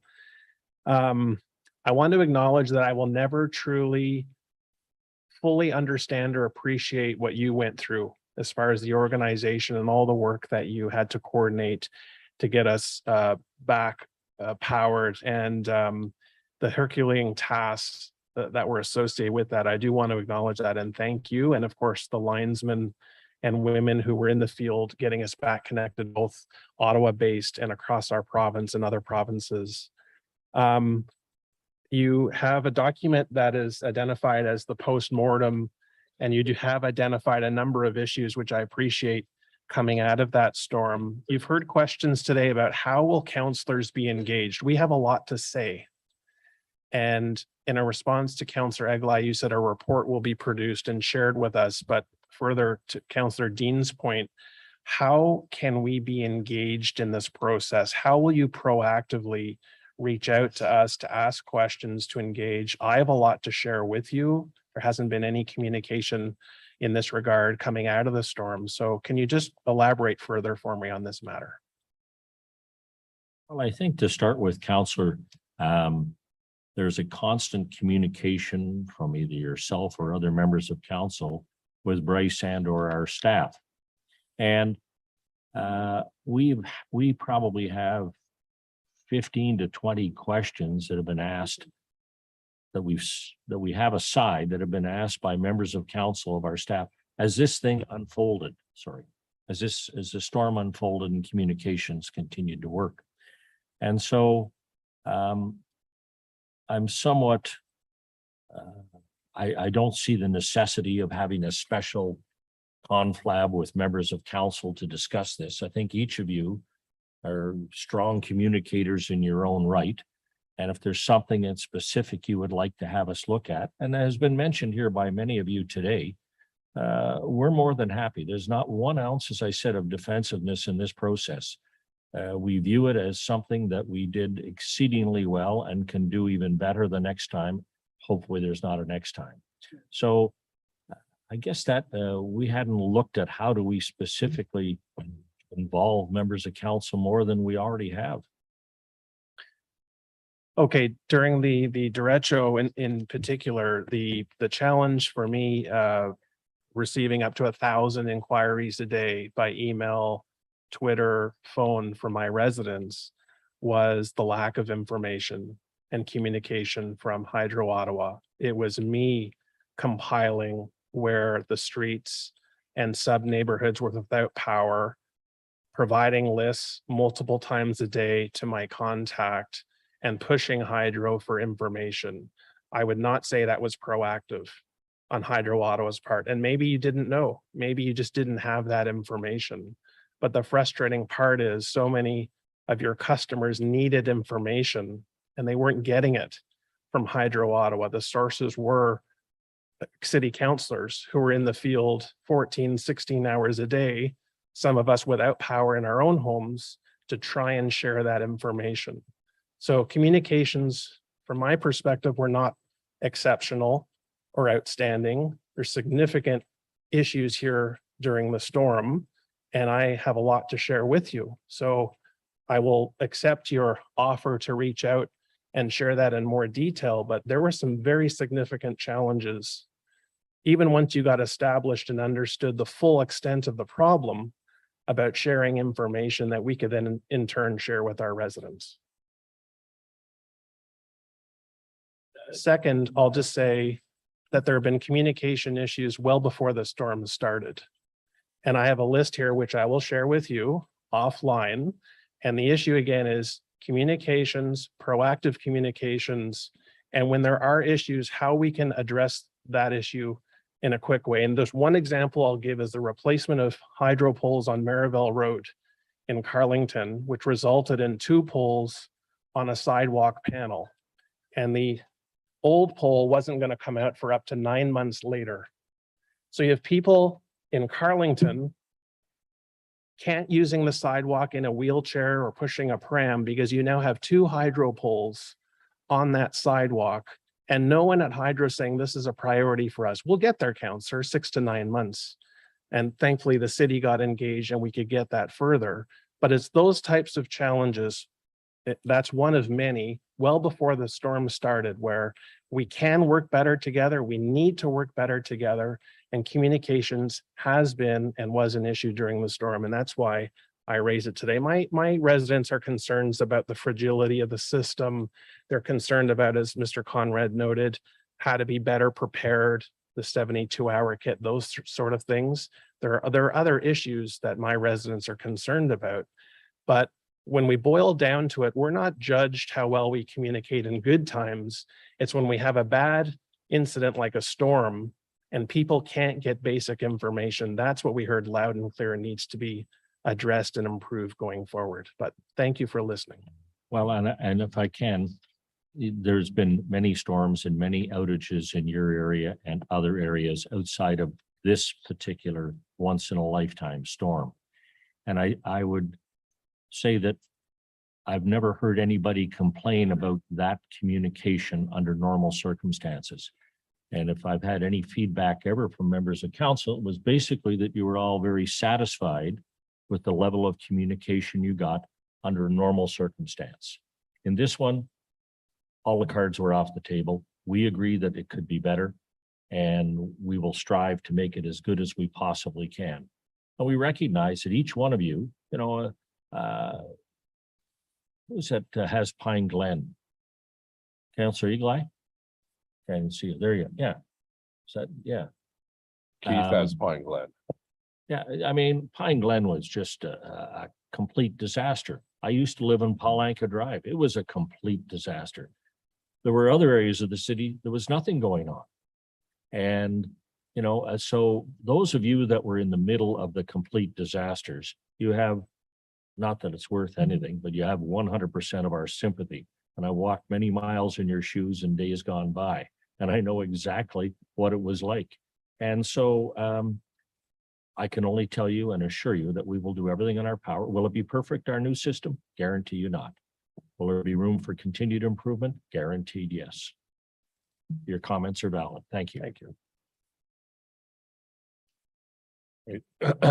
Well, thank you both very much. A thorough discussion on a very challenging time in our city's history, and we appreciate all of the long hours that your employees put in. In many instances, they were their own homes didn't have power, and they were leaving their families to go and help other families. So we very much appreciate the frankness of your answers and the thoroughness, and we appreciate on behalf of the citizens of Ottawa the work that was done. Frustrating for some people, the longer it took, but the reality was that it was, you know, when Bryce first said this was worse than the ice storm, I said to myself, that's not true. The ice storm was pretty horrific, but when he explained, I think you lost 50 poles in the ice storm and you had to replace 400 poles with this storm, it was significantly worse, and the information you shared with us. So thank you.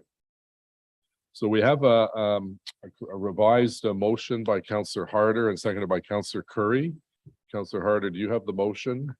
Yes, I do, Mayor. So on June 17th, the city's council draft agenda was released, and with it, the Hydro Ottawa Holding Inc. 2021 annual report.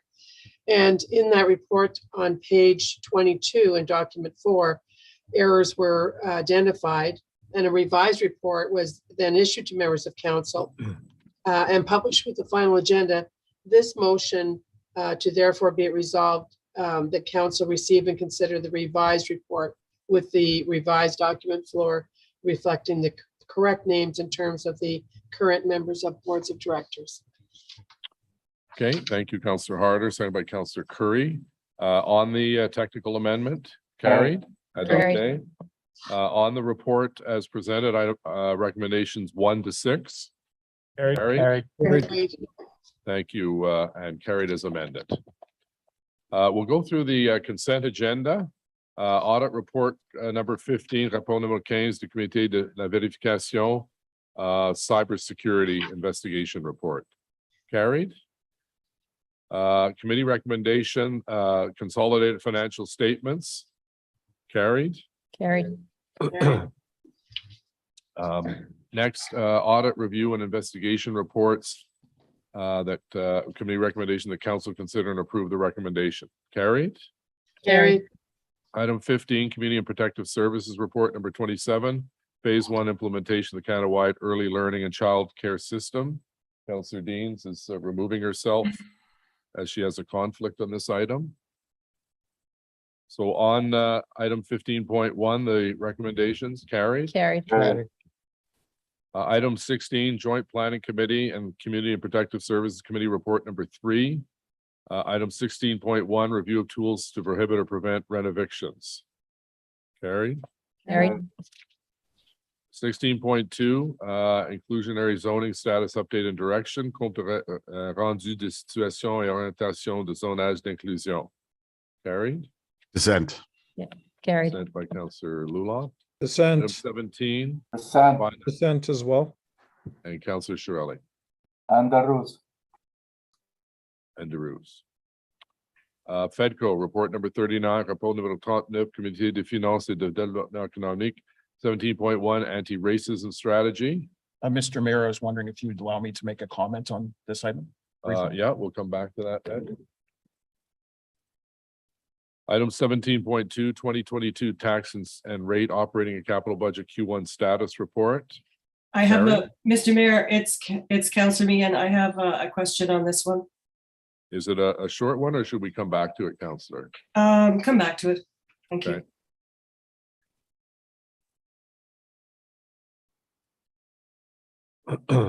Item 17.3, 2021, placement de 20-21 fonds de dotation et autres activités de la Trésorerie.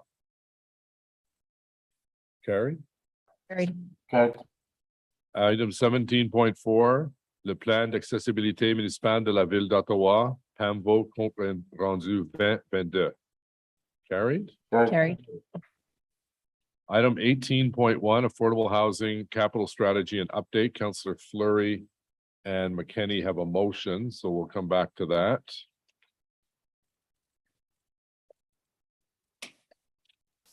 Item 18.2, official plan amendment and zoning bylaw amendment, 70 Richmond Road and 376 Island Park Drive. Carried. Carried. Sent by Councillor Leeper. Item 19, Transit Commission Report number 19, rapport numéro 19 de la Commission de Transport en Commun, delegation of authority contracts awarded for the period January 1st, 2021, December 31st, 2021 for Transit Commission. Received. Received.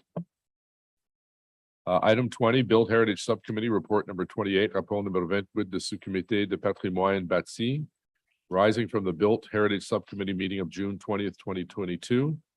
Item 20.1, application to alter 70 Nicholas Street, a property designated under Part 5 of the Ontario, or Part 4 rather, of the Ontario Heritage Act. Carried. Carried. Bulk consent agenda. Does anyone wish to have anything removed from the bulk consent agenda? Mr. Mayor, I have, is it 21.2? Is that, did we already deal with that, or is that in, I believe that it's not in the. 21.2 Fedco. Yeah,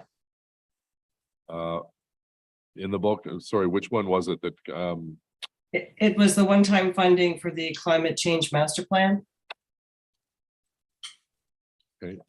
20, sorry. it's 21.2.2. Yes, Yes. Did you want to dissent on one of I those? just, no, I just have a question, if possible. Quick question. Okay, we'll come back to that then. Anyone else on bulk consent? Mayor, I Yes, have a- Mayor. All right. Who was that? Sorry, Mayor, it's Councillor Menard. There's 3 items all dissent on: 21.2.5, 21.2.6, and 21.2.7. It's the brownfield items. Thank you. Okay.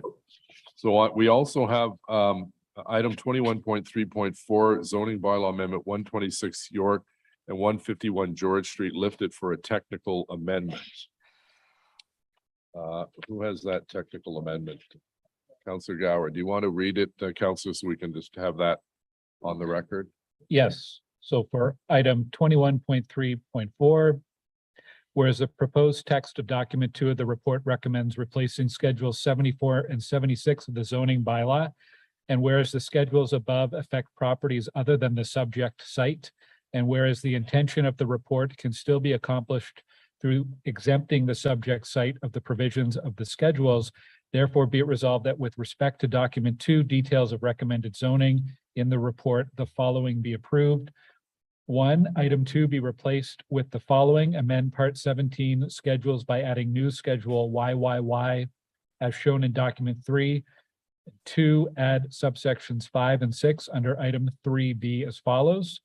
5, schedules 74 and 76 do not apply. 6, height maximums are as shown in schedule YYY. Okay, and that's seconded by Councillor Fleury. Councillor Fleury. So on the technical amendment, carried. On the bulk consent, except for the item Councillor Meehan has held, carried. Carried. Okay.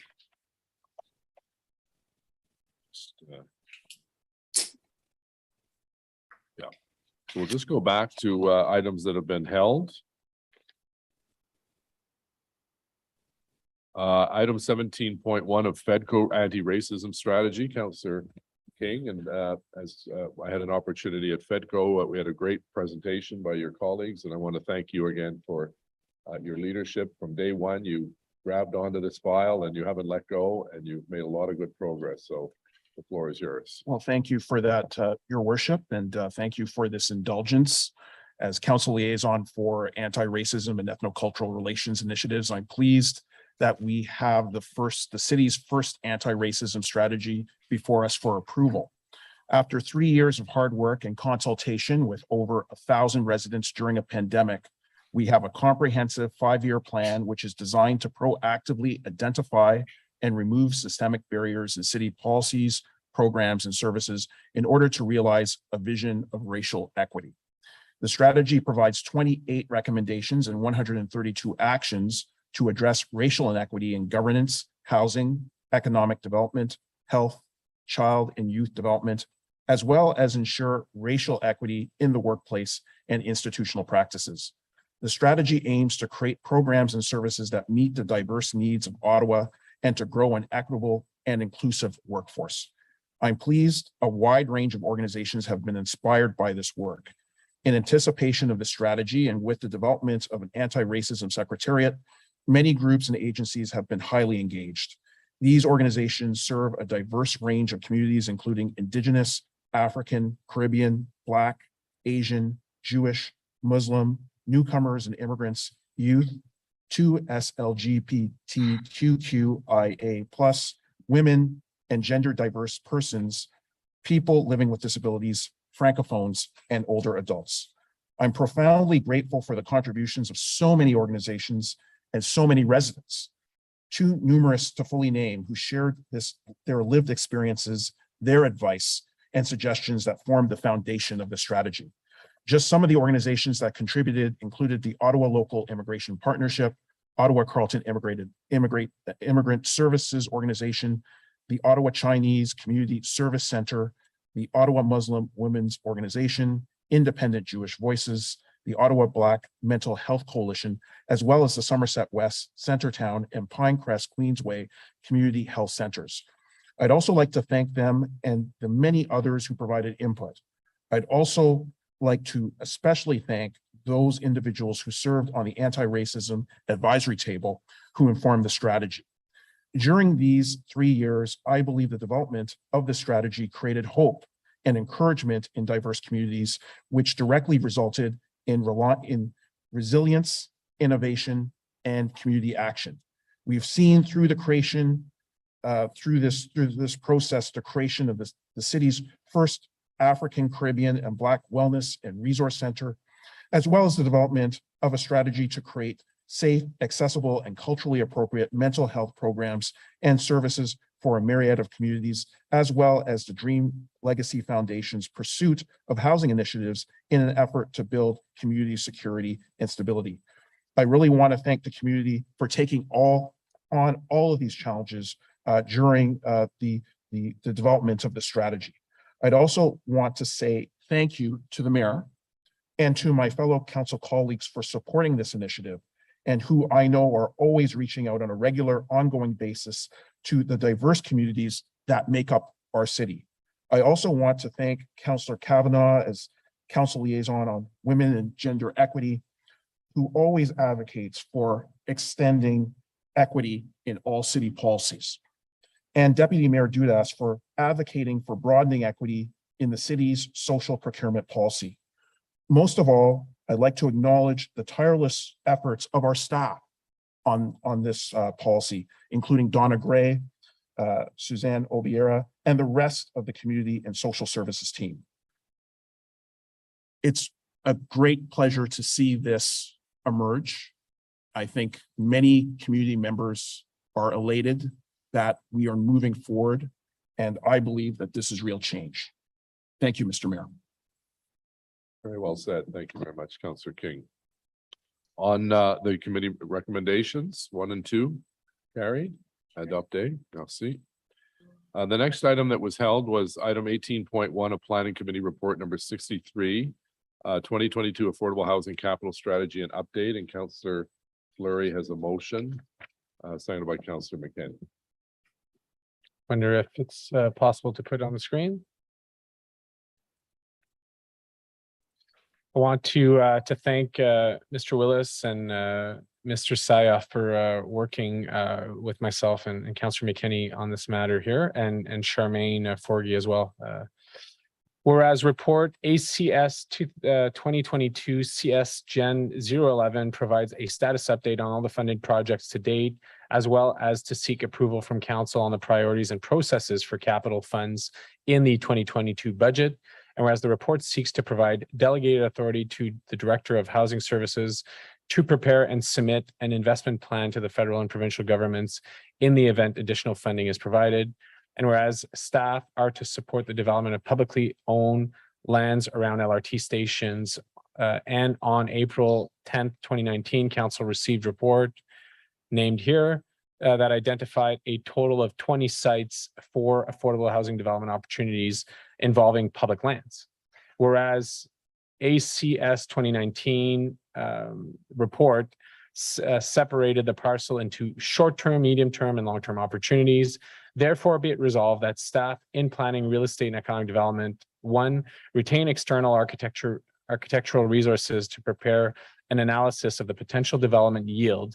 Example, how many units could be built for affordable housing on city-owned land sites near stage 1 and stage 2 LRT stations previously approved by council as targeted sites for affordable housing projects over 2022-23 using existing departmental budgets. 2, if federal agencies are willing to collaborate and share in the cost of the exercise, conduct a similar analysis of federally owned sites near stage 1 and stage 2 LRT station previously approved by council as targeted sites for affordable housing projects. 3, upon council's approval of the upcoming analysis of city-owned lands near stage 3 LRT stations, conduct a similar analysis in future years with the departments, including the required budget resources and future budget requests, and all other major transit stations identified in the new official plan as staff and budget resources are available. And 4, commence an interdepartmental analysis of the potential of using air rights over the viable LRT stations for affordable housing projects, subject to addressing the operational requirements of OC Transpo, constructability, asset management considerations, with the timeline to report back developed in consultations with the applicable general managers. Thank you. And staff, Mr. Willis, you're comfortable with this motion? Yes, Mayor, we are. I would just, maybe it's a friendly amendment, Councillor Fleury, to add in on item 2, federally and provincially owned sites, because the province has land in Ottawa as well. So on the motion, carried, that okay? The next item held from the bulk consent agenda is Councillor Meehan had a question with respect to 21.2.2 capital adjustment and closing of project city tax and rates supported. Yes. Councillor Meehan, please. Thank you, Mr. Mayor. Yes, this has to do with the tax and rate operating and capital budget section. I just have a question. It has to do with the wording at 4.9 million of funding received from long-term care investments to increase direct care time to be applied to the 2022 compensation budget as outlined by the Minister of Long-Term Care. I'm curious about the wording of this. Where do we know, like, where is this money going to be directed? Is it to the compensation, or is it going to be to staffing levels? Councillor, I'll start, and my colleague Donna may pipe in as well. The city was very fortunate in terms of receiving permanent funding to increase the compensation and staffing levels at long-term care. The reason for the recommendation is to add that to the budget for 2022 and create that base going forward. Donna can speak to the application of it. Thank you, Mr. Mayor. So how we work the compensation budget or the hours of care is hours of care are applied to residents. And then we take those hours of care and apply it to the staff to ensure that we have the staff hours to deliver the services to residents so that those hours of care are increased. And that actually results in the compensation costs on the compensation budget. So it is direct service to residents provided by direct care PSWs and RNs for direct care. And do we know how many more people we can hire because of this investment? Yes, so that is actually translated into, I don't have the exact number, I can provide that to you, but that is provided into direct FTEs and hours. We would actually calculate it into hours because it would be also an increase of our casual staff that would be increase the hours that they would have available to them. So I could provide that to detail to you. And this would be money directed to the 4 municipally owned long-term care facilities, correct?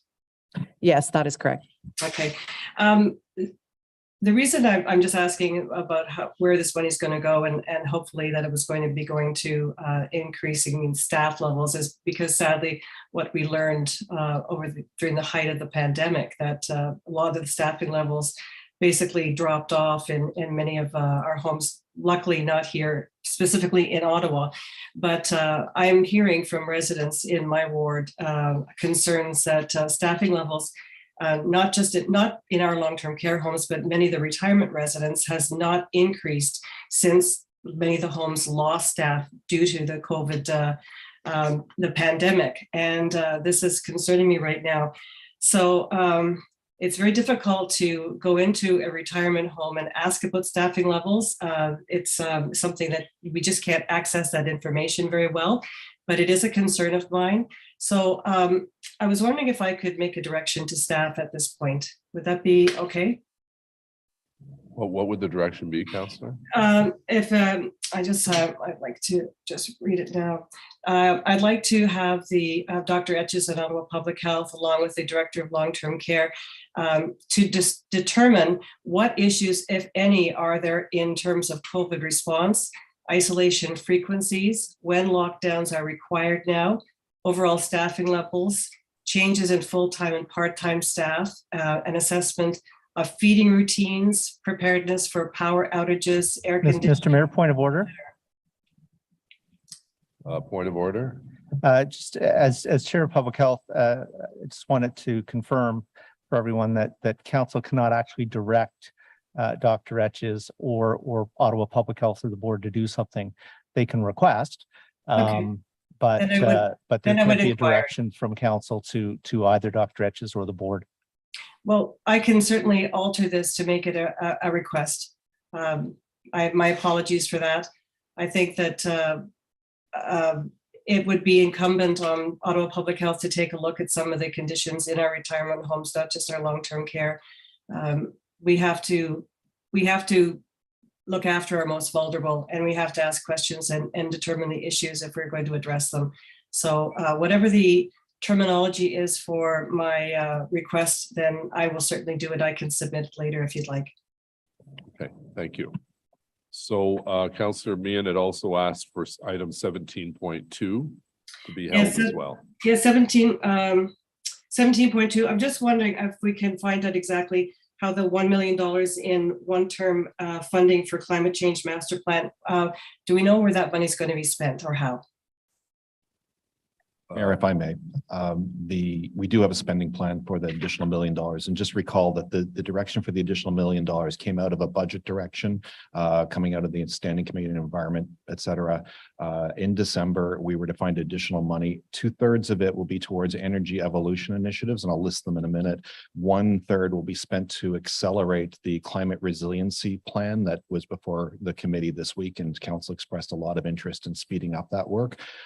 So that's 1/3 of it. Of the 2/3, projects include review of the fleet electrification, plant bath modifications to support district energy, renewable gas feasibility and business plan for ROPEC, solar installations, a deep retrofit of a community center, and electrical upgrades for the Green Fleet program.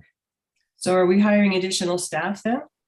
The additional staff are to support the acceleration that councillors asked for this week on the climate resiliency study. The rest are all actual capital projects. So the $1 million will go to staffing then?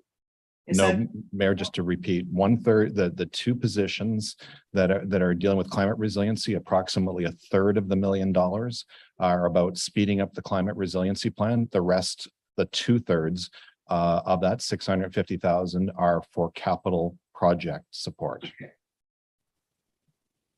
Capital project support. They're money into capital spending, Mayor, if I could be a little clearer. That would be great. Okay, got it now. Okay, thank you very much. Great. So on item 17.2 carried, and on item 21.22 in the bulk consent carried. Carried. Item 22, disposition of items approved by committees under delegated authority suite à donner des articles qualifiés par les comités en vertu de pouvoir délégué. Received. Item 23, motion to adopt reports. Motion portant adoption de rapport. Councillor Leeper, please, seconded by Councillor Curry. That the report from Hydro Ottawa Holding Inc. entitled Hydro Ottawa Holding Inc. 2021 Annual Report, Audit Committee Report 15, Built Heritage Subcommittee Report 28, Community and Protective Services Committee Report 27, Joint Planning Committee and Community and Protective Services Committee Report 3, Finance and Economic Development Committee Report 39, Planning Committee Report 63, Transit Commission Report 19, and the report from the city clerk entitled Summary of Oral and Written Public Submissions for items subject to the Planning Act explanation requirements at the City Council meeting of June 8th, 2022 be received and adopted as amended. Carried, adopté. Motions of which notice has been previously given. Motion dont avait été donnée entièrement. Councillor Dudas has a motion signed by Councillor Gower, please. Councillor Dudas. Thank you, Mr. Mayor. Being that I've read it out last time, I will just read the therefore be resolved that city staff during emergency situations provide more specific guidance to help direct community resources to where they are needed most. For example, donations to the Ottawa Food Bank, distribution of water, checks on neighbors. Be it further resolved that staff include lessons learned from this recent storm recovery effort and include them in future emergency preparedness training sessions for community groups and organizations. And be it further resolved that staff develop as part of these lessons learned a process to better direct community resources to support city efforts during an emergency. Great. So signed by Councillor Gower, carried, adopté. Carried. Thank you, Councillor Dudas. Next is motion by Councillor Eglai, seconded by myself. Councillor Eglai, please. Thank you very much, Mr. Mayor. I won't go through the whereases. I'll just read out therefore be it resolved. That city staff and planning, real estate and economic development with support from legal services and bylaw and regulatory services prepare a report on the rules governing requirements for installation and maintenance of backup generators in multi-unit residential buildings with elevators, as well as at gas stations, and identify what regulatory changes would be required to ensure a more consistent and widespread use. I asked city clerk to share a letter provided to me by one of my residents who would have received it last night, Lynn Ashdown. I'm not going to read the whole letter, Mr. Mayor, but just a quick quote from it.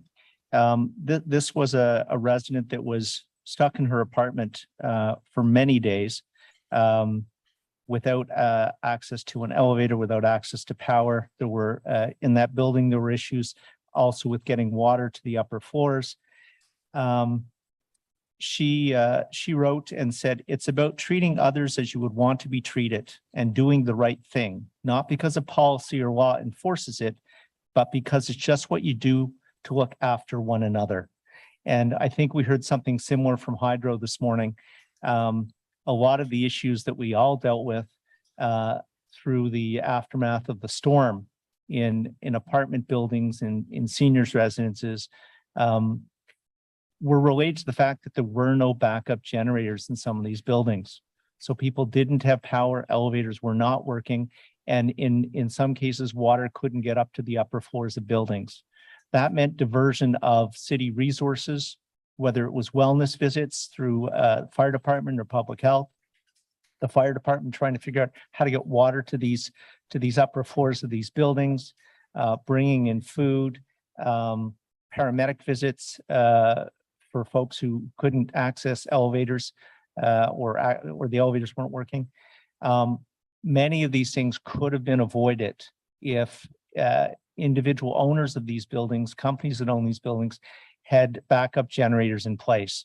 So I'd like to think that we will unanimously support this, but I wanted to put that human face on it. I wanted to read part of the feedback that I did receive from a resident with lived experience during this and the impact that it had on her and her feelings about how this could be addressed and more importantly, why it should be addressed. So I would ask for your support on this motion and thank you for the time, Mr. Mayor. Thank you very much for the initiative. Councillor Brockington on this motion, please. Thank you, Your Worship, and thank you, Councillor Eglai and Your Worship for moving this motion. I will be supporting it for all the reasons that Councillor Eglai listed for us. with the indulgence of my colleagues, I do want to ask a question that deviates just slightly from this motion, but it's about generator use in general. I've had a lot of questions since the storm about generator use, and I'm just wondering if I could just ask them and then park it and get an answer later. And that is, in future emergencies like we've just gone through, there were questions raised about basically the 24-hour use of generators. They obviously create noise, but we see the many benefits of generator use. So members of the public, even condos, are asking, well, how do we accept this? And the other was the safety issues. And I think Roger Chapman from Bylaw did release a statement reminding members of the public about how to use and how not to use generators, regarding they need sort of an open aired area to do that. But I think going forward, it looks like more and more people are going to be using generators. They see the benefit of generators, and if power outages are going to be more common, I think as a city, we need to be clear about generator use in general. Maybe under certain conditions, there will be no noise restrictions in that regard. And also, I think better communication with respect to the safe use of generators. I'm just thinking in the winter, if this happens during an ice storm, people will be more likely to want to use it maybe in a closed garage. And there are obviously some safety issues in that regard. On the motion itself, I will be supporting. Thank you, Mayor. Thank you. Councillor Kavanaugh, please. Thank you very much. And I thank my colleague for this motion. I tried to work on this issue in 2018 after I was elected, because during the outage of 2018, there were buildings where there was no electricity, no generators, no elevator use, and water couldn't get past the 6th floor because it's big, because it's only gravity driven. So people couldn't even flush their toilets. It was that bad. I was appalled. I was interesting to hear from Bryce Conrad that he was gobsmacked about this as well, from Hydro Ottawa, that he didn't realize this happened. And I tried to look for ways through the city on building code, but apparently it's provincial, and it's kind of grandfathered in. It's older buildings. This was horrendous and frightening. People were going up with backpacks full of water to take it up to people in these over 20-story buildings. So something has to be done on these older buildings. And I was frustrated that I couldn't do it through the municipality means, but I would like to push very hard to see this fixed, because we can't go forward with this happening again. Thank you. Great. Thank you. Councillor King, please. Thank you, Your Worship. I also just wanted to thank Councillor Eli and yourself for bringing this motion before us. I saw a situation in the prolonged power outage where a long-term care facility lacked power for a tremendous period of time. They had a generator, but the generator was malfunctioning.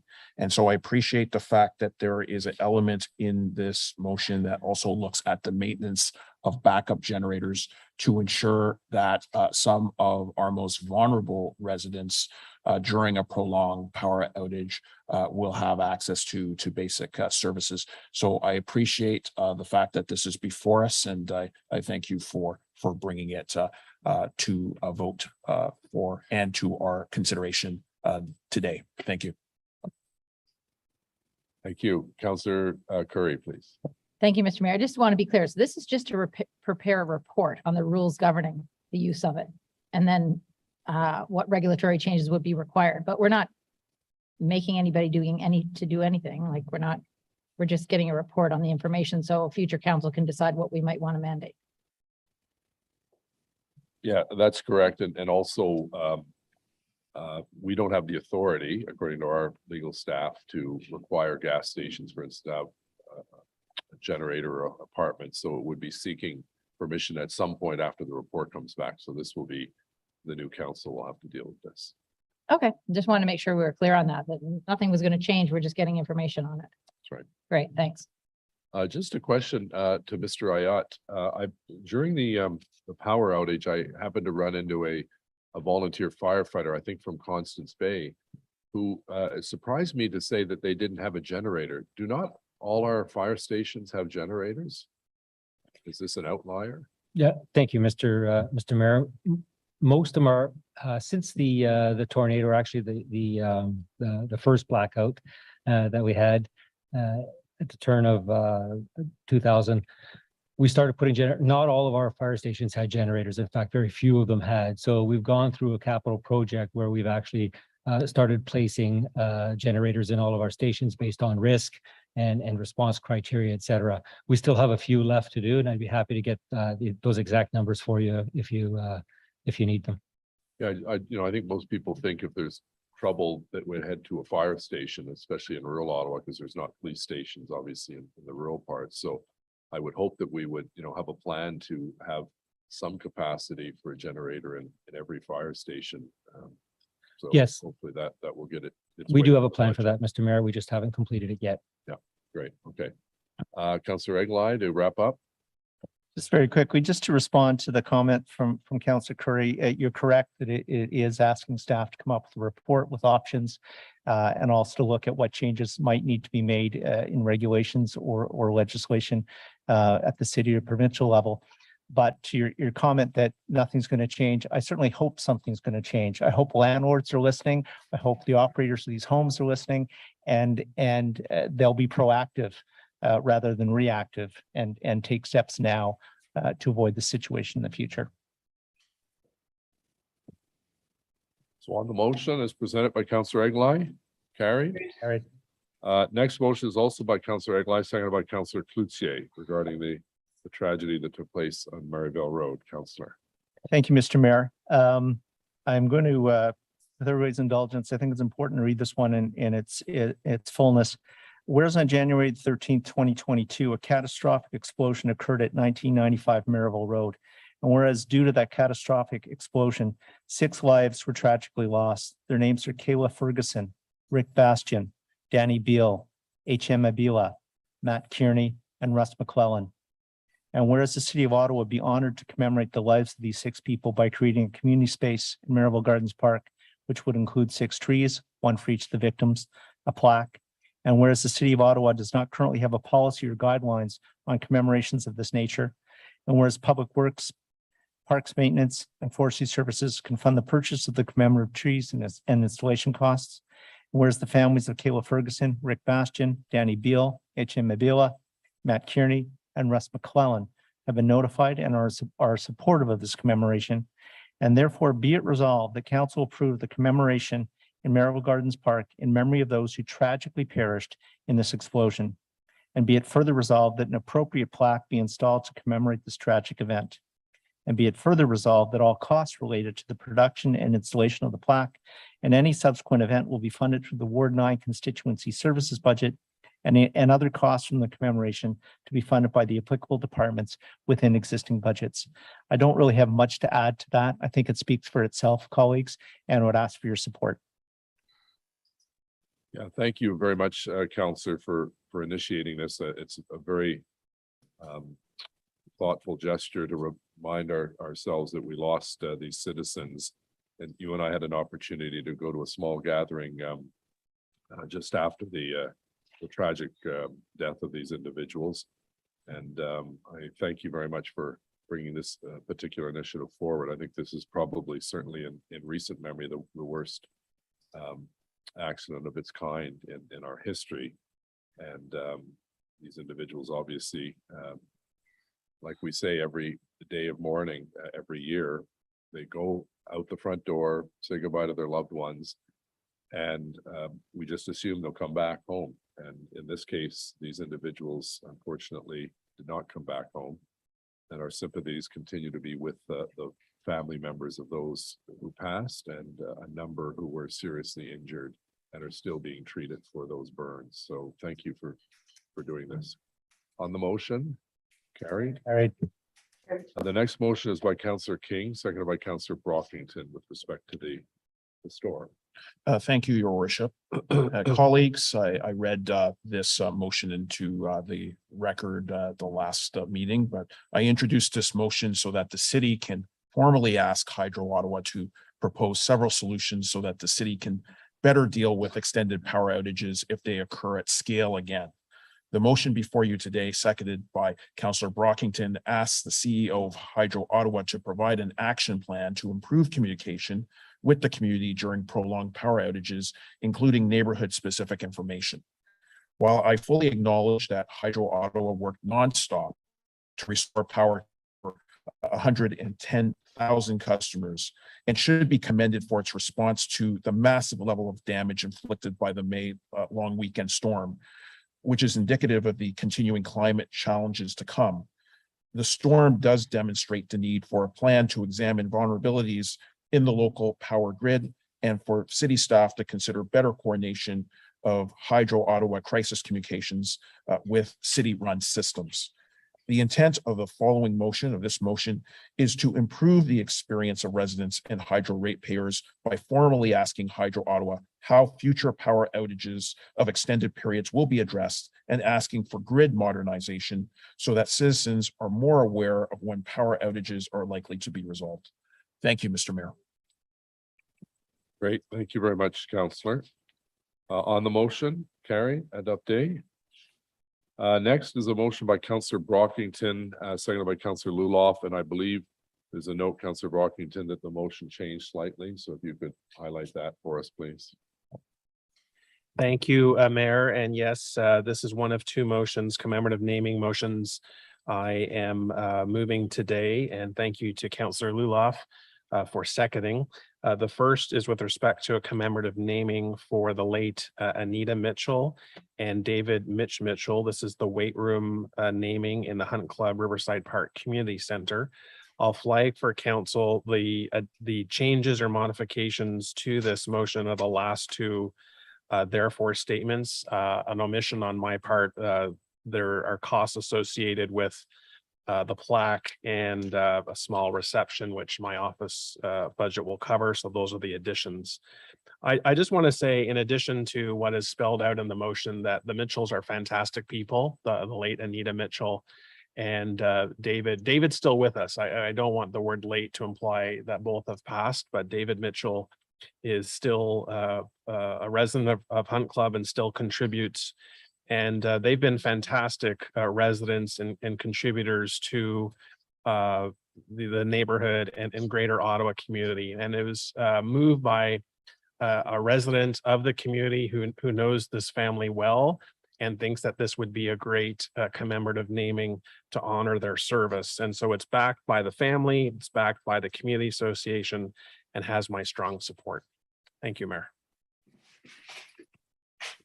Great. Thank you very much, Councillor. On the motion, carried and update. Next is a motion also from Councillor Brockington, seconded by Councillor Luloff. Councillor Brockington.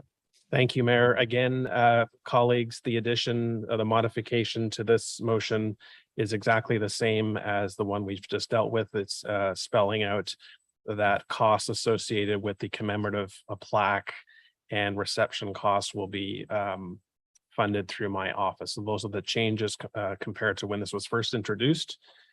Linda Dodd is, the community resident everyone wants to have in their community. She was a fantastic woman, engaged in so many local and citywide initiatives, and really loved, and I think is a great example of what Carlington has been over many years. Her absence in the community has been felt, and there is strong support to recognize her efforts and contributions to the community. And with the renewal of the gazebo in Herald Place Park, which is a park in northern Carlington, part of the veterans community, that this was an ideal location for this commemorative naming. So we're very much looking forward to gathering this summer and honoring the memory of a great woman. Great. Thank you, Councillor. On the motion, carried and update.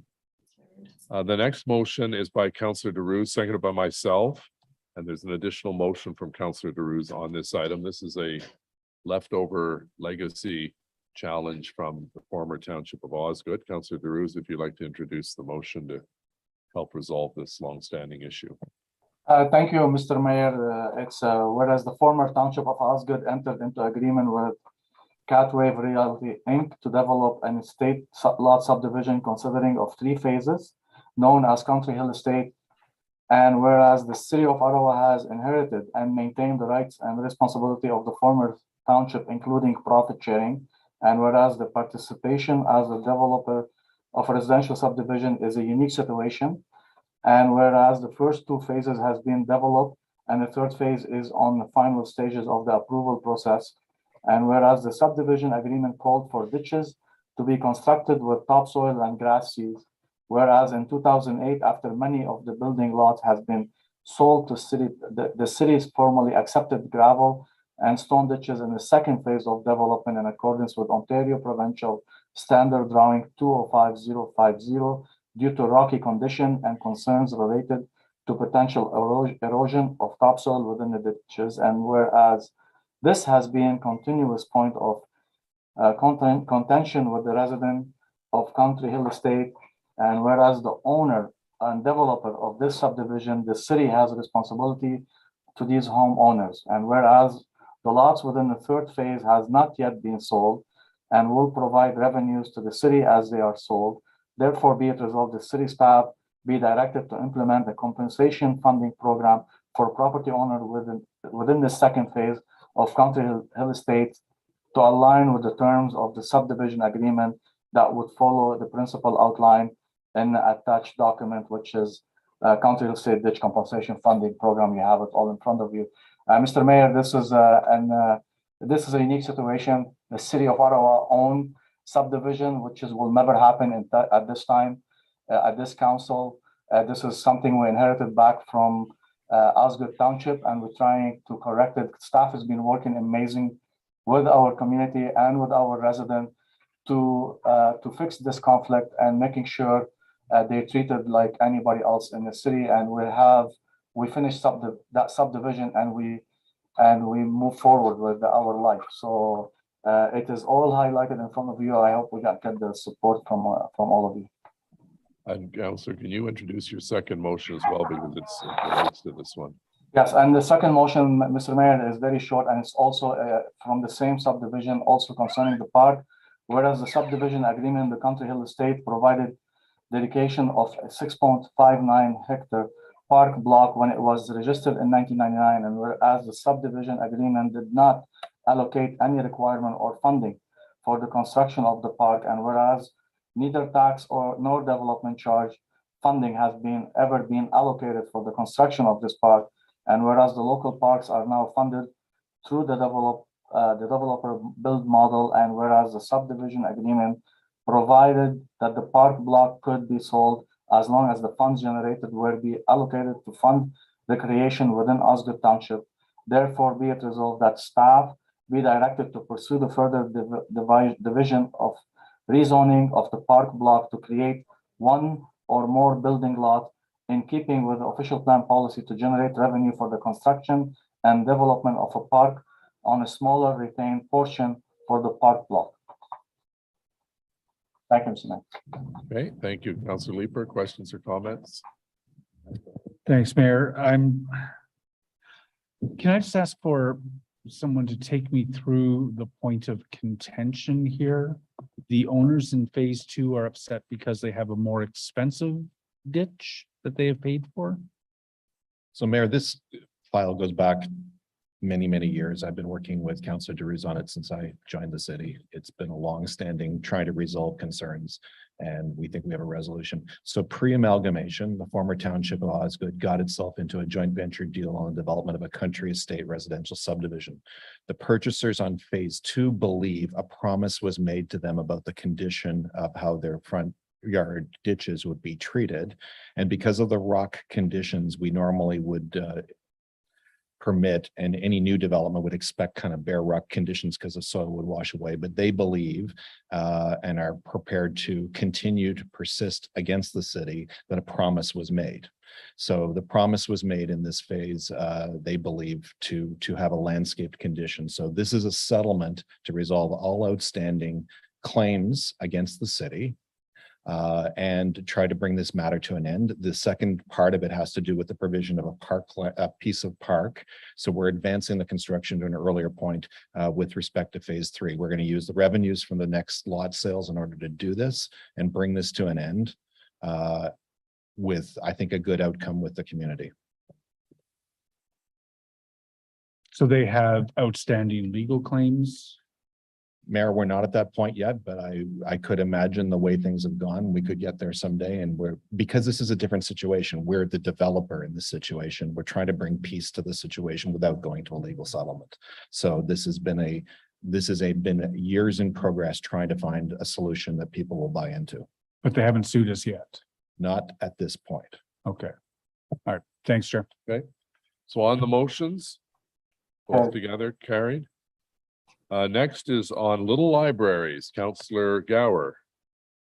Thank you. First of all, thank you to staff for their assistance in finding a temporary solution to a small issue in Stittsville regarding little free libraries. And thank you to Councillor Eglai for seconding this little motion. Therefore, be it resolved that council directs staff in the Planning, Real Estate and Economic Development Department, the Public Works Department, and Emergency and Protective Services to jointly review the feasibility of alternate approaches to permitting little free libraries while still maintaining the objectives of relevant city bylaws, with the report back to the appropriate standing committee in the next term of council. On the motion, carried. Carried. Okay, thank you. Next is a motion by Councillor Leeper, seconded by Councillor Brockington on a very worthy recipient of a commemorative name. Thank you very much, Chair, or Mayor. Yes, so this is a commemorative renaming. If you will indulge me, I would like to read this out into the record.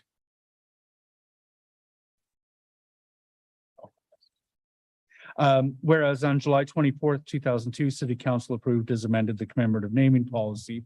And whereas in keeping with its power set out in Municipal Act 2001, Council may assign a commemorative name by resolution notwithstanding the provisions included in the commemorative naming policy. And whereas Keith Brown, at age 92 years of age, is a lifelong resident of Mechanicsville, born and raised on Stonehurst Avenue across from LaRoche Park. And whereas Keith is a member of the Mechanicsville Community Association and president of the LaRoche Park Community Sports Association, and whereas the LaRoche Park Community Sports Association and Keith have annually flooded, maintained, and operated the outdoor rink at LaRoche Park since 1984, making Keith the longest serving rink volunteer in the city outdoor rink program. And whereas Keith has provided a life's worth of volunteerism and community involvement, operating the Tom Brown Arena concession for nearly 25 years, having coached both hockey and ball hockey for children and youth in the neighborhood, organized and coordinated community events, youth drop-in activities, hockey events, and so much more.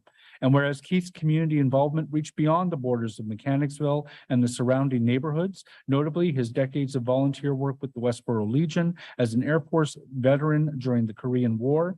The Westboro Legion also nominated Keith, its Sergeant at Arms, for the Queen's Jubilee Medal for organizing the ceremonial tributes for veterans' funerals, selling poppies, visiting veterans in care at the Pearly Rito Veterans Care Center, Remembrance Day ceremonies, and Legion meetings and social events. And whereas Keith's love and passion for the community of Mechanicsville and LaRoche Park is inspirational and has provided numerous benefits for the community at large. Therefore, be it resolved that the field house located at LaRoche Park, 51 Stonehurst Avenue, be named the Keith Brown Community Building. And be it further resolved that an appropriate plaque be installed displaying the name and including a brief history of Keith Brown's contributions. And be it further resolved that all costs related to the production and installation of the plaque and subsequent event will be funded through the councillor's office. Thank you very much, Councillor Brockington, for seconding that. Great. On the motion, carried, adopted. Thank you. Next is Councillor Kavanaugh, seconded by Councillor Brockington, please. Thank you, Mr. Mayor. Whereas the COVID-19 pandemic has necessitated the redeployment of large numbers of public health personnel, resulting in core public health programs and services being reduced or halted. Whereas due to the pandemic response, public health services related to the care and management of patients covered under Ontario government-funded dental plans have been impacted, resulting in long waiting lists for care and significant unknown needs for urgent care.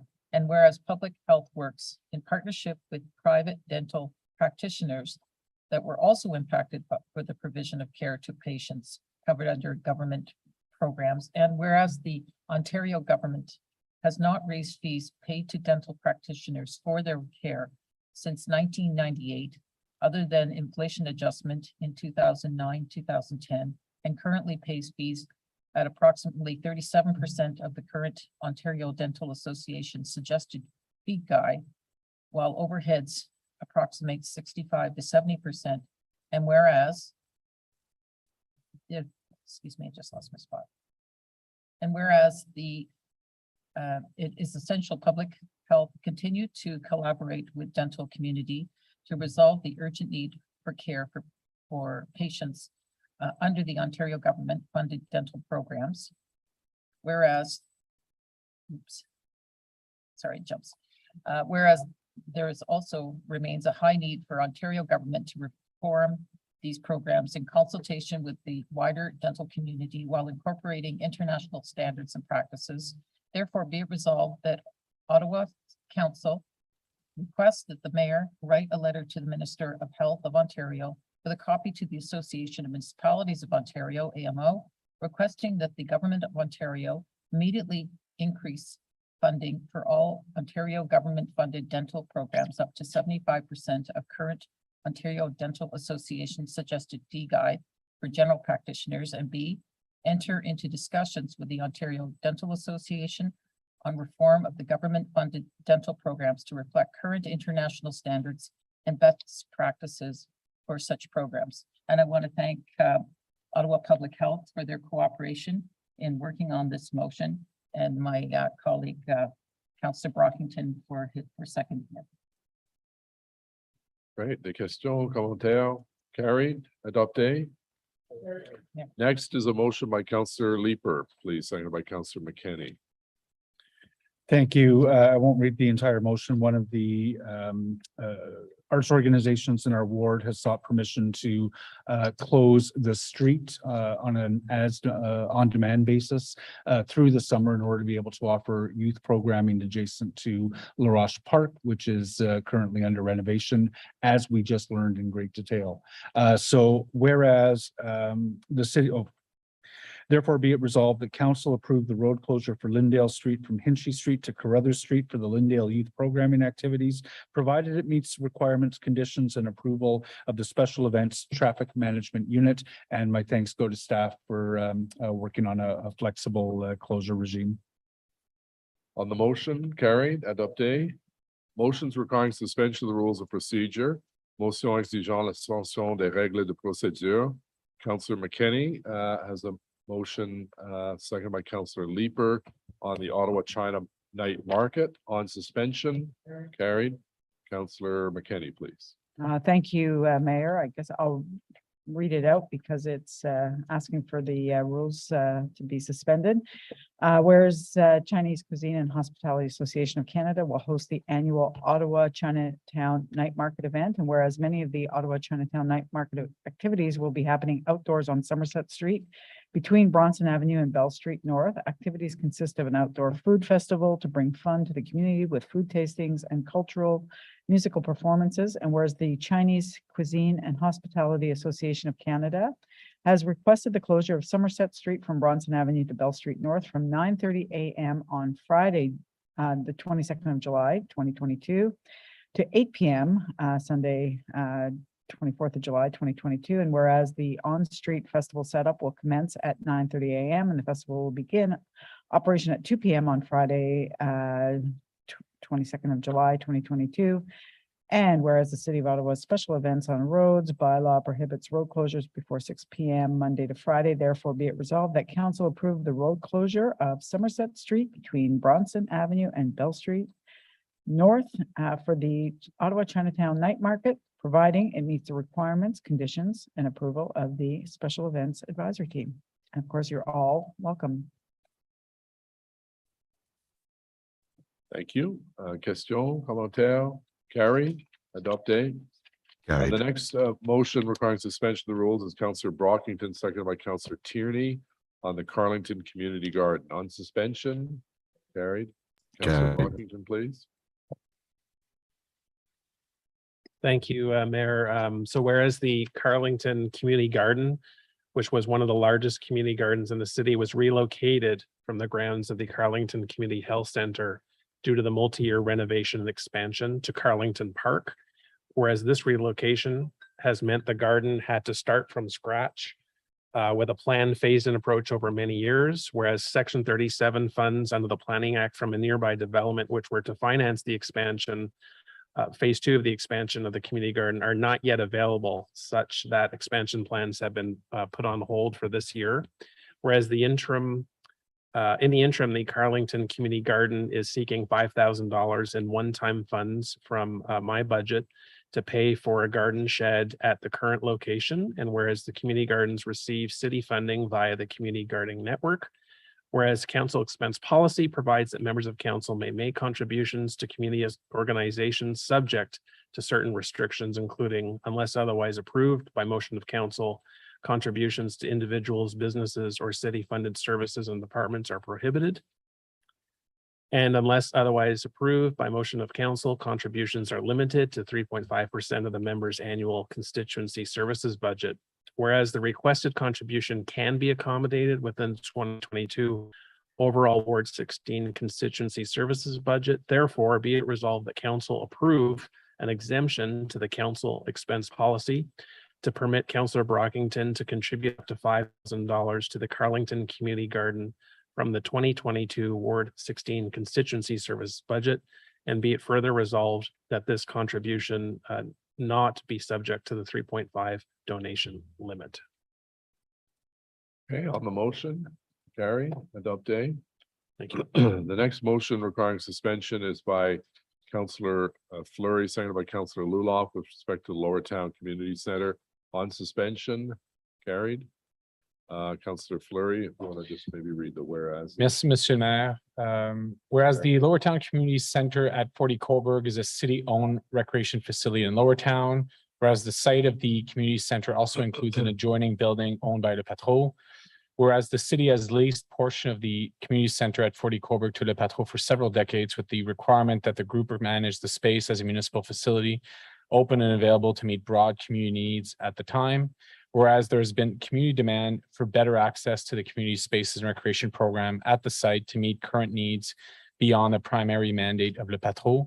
Whereas the community center are generally open 7 days a week, including mornings on weekends and evenings during the week, to maximize use of programming. And whereas Lower Town is Ottawa's lowest income community, and where many young families continue to request need for sports and recreation spaces, whereas the city has indicated interest in playing a more active role in making the city spaces available for the community, for community activities and delivering the City of Ottawa recreation services.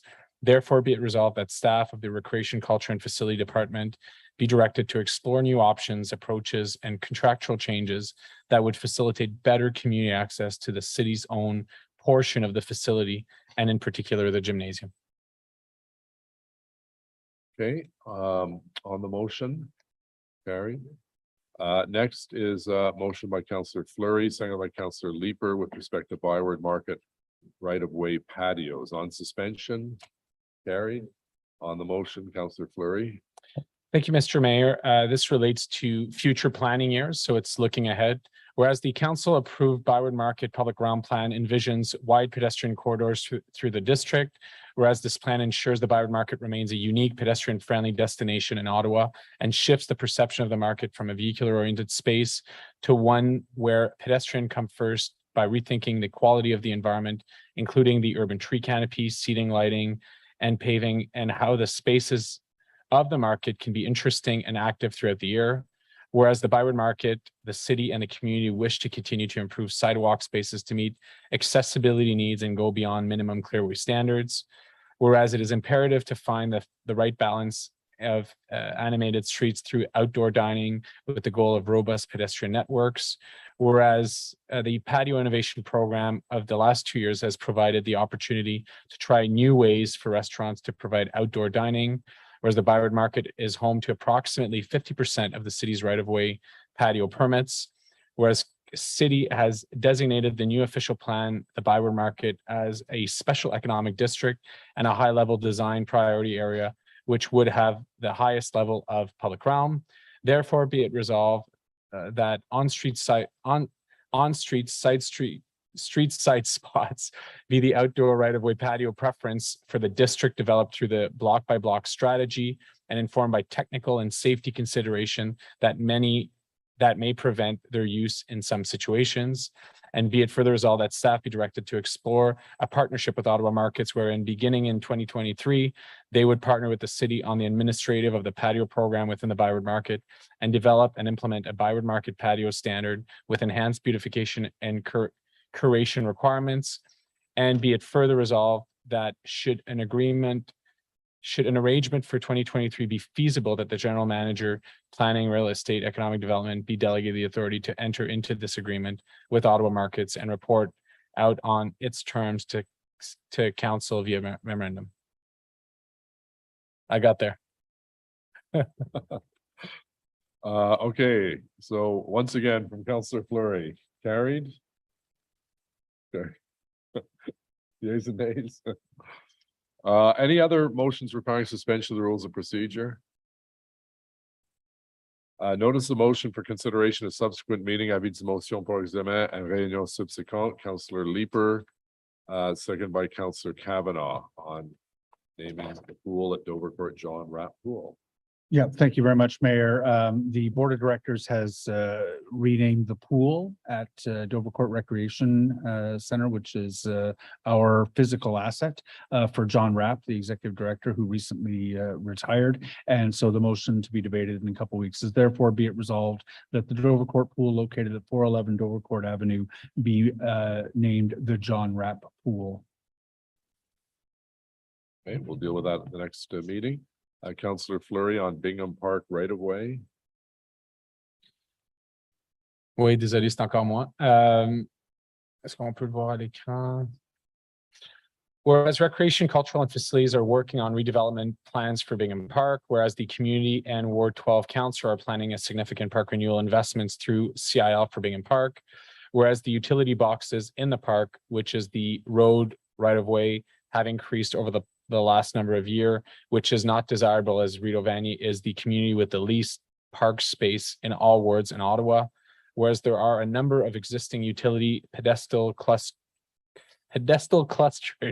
along the Cathcart right-of-way adjacent to the park near the corner of Cathcart Park and Dadouzi, whereas there is a desire to improve the aesthetic of this section of Cathcart Street by limiting the future potential for more utility pedestals. Therefore, be it resolved that staff be directed to initiate the statutory process to close the portion of Cathcart Street between the inside edges of the sidewalk and the existing limits of Bingham Park encompassing the existing utility pedestal. Be it further resolved that the road closure planning application, the cost being $6,000, be funded through funding source to be determined. I'll bring that back to next council.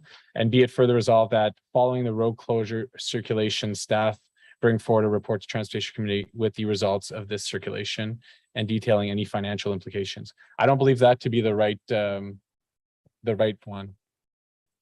Deputy Clerk, please.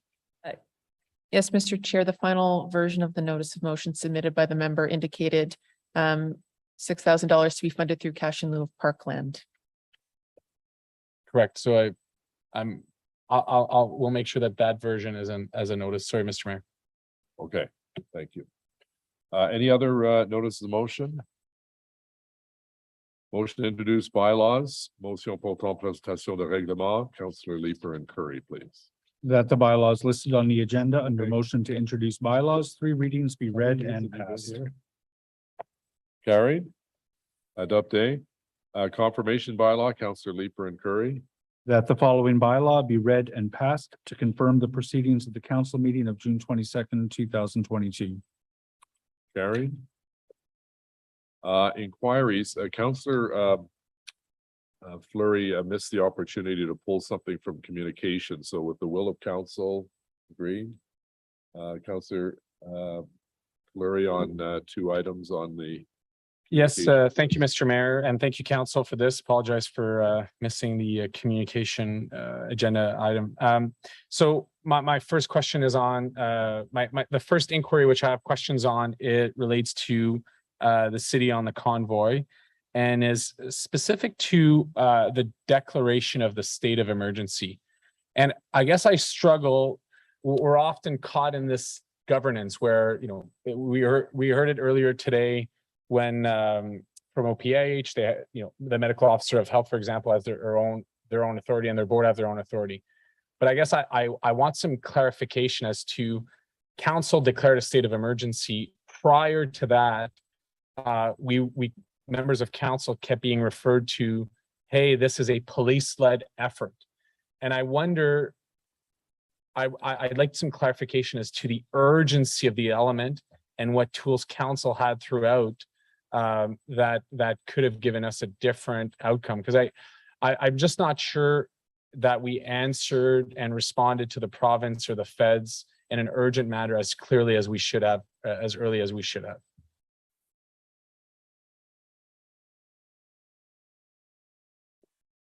Mr. Ayat. Thank you, Mr. Mayor. Councillor, good question. With regards to the state of emergency, it's not a council decision. It's the mayor's decision, and it falls within his jurisdiction, I guess. And also with regards to, you know, the need for it, I think that, you know, when we looked at it initially, you know, I'll make recommendations to the mayor, or I'll make recommendations to senior management with regards to how we proceed on that front, or whether we should or not. And there was always this impression that the convoy was going to leave. And in fact, initially they were going to leave, you know, they were going to be in town for 3 days. And then we were given information again through police resources and their liaison officers that no, well, they may stay a little longer, but they're going to leave by February 2nd. So, you know, once it became very clear that they were entrenched and that the situation was getting more dire, then, you know, I think that was the time to react. And that's why, you know, not only the recommendation, but the mayor made decision on February 6th to actually declare the state of emergency. Okay. Just two other points or 2 other questions. So in the response to the inquiry, there's a lot of reference, which, you know, I think is partly of the problem here, to the police command. And I wonder, so as members of council, EPS center was struck, is my understanding, and we have our own bylaws. So we have our own communication at the city. We have our own public safety environment through our bylaws, through our road closures. And I struggle to understand how our own authority locally had some tools other than under the police command. Could that be clarified? It was a police-led emergency. The police are responsible for public order and peace, keeping the peace. And it was their responsibility during a protest to actually do that. With regards to our involvement, the city is supportive of the police with regards to making sure that the city services that are maybe impacted by this are being, you know, communicated and that they're well coordinated. So all along, it was a police matter, and we were there to support and deal with consequence management. Okay. I do think that is a, I don't know, Mr. Kanalakis, if there is an internal review of process and stuff, but there seems to be a big tangle point between when something is police-led and what we have as council members and what traditionally we have as tools. I'm not asking for a resolution on the floor of council, but it does. Just for clarification, Councillor, you recall Councillors Hubley and Tierney had a motion that in essence wanted to do a post-mortem analysis of what went well and what didn't go so well. And that was directed to the Auditor General, who is now working on that initiative. But I think she's going to be communicating, giving an update sometime next week. with respect to her work, because her work has taken a bit of a jaunt to the side because of the federal inquiries that are also taking place. So I don't think Councillor Hubley and Tierney want them to duplicate efforts. So I think what she's trying to do is figure out when that's going to come to some conclusion, how she can do more of an analysis, I believe, on the Ottawa reaction. So that's the latest I received from Councillors Tierney and Hubley. And Mr. Mayor, I appreciate that. I did have a conversation with the OAG on this matter, both here and for the police board. And her reference was for members of council to use their inquiry and response as a baseline and not rely on her review. So that, I mean, that's why I'm raising it. Maybe as a final point, so as a local councillor, I rely heavily, and when I came into office 10 years ago, that was one of the folks that were leaving, the Jacques Legendre and so on, and Alex Cullen were saying, be lucky that the 311 system's in place. We used to have those calls, and the majority of it are just ticket creation and dispatch. Now we find ourselves a decade later through an emergency, and what I learned is that the intake to 311 and the police systems and so on didn't address specific concerns, and I'm left to say, well, what tools do I have as a local councillor? If someone calls 311, a ticket is created, but then we're not following on that individual request in an environment like an occupation, how do I know of that localized issue and public safety environment? So I'm not looking for an answer, but I am identifying what I believe to be a challenge during, could have been the outage, could be the occupation, where it's important that 311 track and continue to create those tickets and follow up individually to those requests. I think it may be something you might want to take offline with Mr. Kanalakis to get his take on that. Okay, so confirmation bylaw, Councillor Leeper, please. Mr. Mayor, I'm sorry, I have the other inquiry, and these would have been dealt at CPS, but we had a joint committee and we referred it to council. So it's questions that I would have asked that committee. But are these not inquiries that you submitted? The inquiries I submitted, I met with staff on the response, and I do think it's of public interest to discuss it. My understanding was that it was not dealt with at CPS because it was a pretty overwhelming agenda. Correct. I would suggest then why don't you just, we'll refer that back so you can, Sure, the public can speak to it at the same time. So sure. maybe we'll refer that inquiry back to CPS. As Deputy Families Clerk, in moved motels. by Councillor Fleury, seconded by myself. Agreed? Great, okay. Councillor Meehan, do you have, I don't have a written inquiry. Do you have a verbal inquiry? Thank you, Mr. Mayor. I had submitted it. I typed it out and submitted it to, oh, there it is. Do you want me to read it in? Yep, go ahead. Okay. That I respectfully request that Dr. Etches and Ottawa Public Health, along with the Director of Long-Term Care, determine the status of conditions in municipally operated and private long-term care homes and retirement homes in Ottawa. What issues exist, if any, in terms of COVID responses, isolation frequency when lockdowns are required, overall staffing levels, changes in full-time and part-time staff, assessment of feeding routines, preparedness for power outages, air conditioning, etc. We need to know the issues if we are to address them. Our most vulnerable need us to be paying attention. Thank you. Okay, thank you. Confirmation bylaw, Councillor Leeper, please. That the following bylaw be read and passed to confirm the proceedings of the council meeting of June 22nd, 2022. Carried and update. Adjournment, Councillor Leeper and Curry. That the proceedings of the city council meeting of June 22nd, 2022 be adjourned. Carried. Meeting adjourned, and the media availability for those members of the media interested will take place at 2 p.m. in 15 minutes. And happy Canada Day, everyone. I hope you get a chance to celebrate our country's birth, and hopefully we'll see some of you serving at the Aberdeen Pavilion on the 1st, and then come back for the 2nd for the anniversary celebration of saving the Aberdeen Pavilion. Meeting adjourned. Thank you.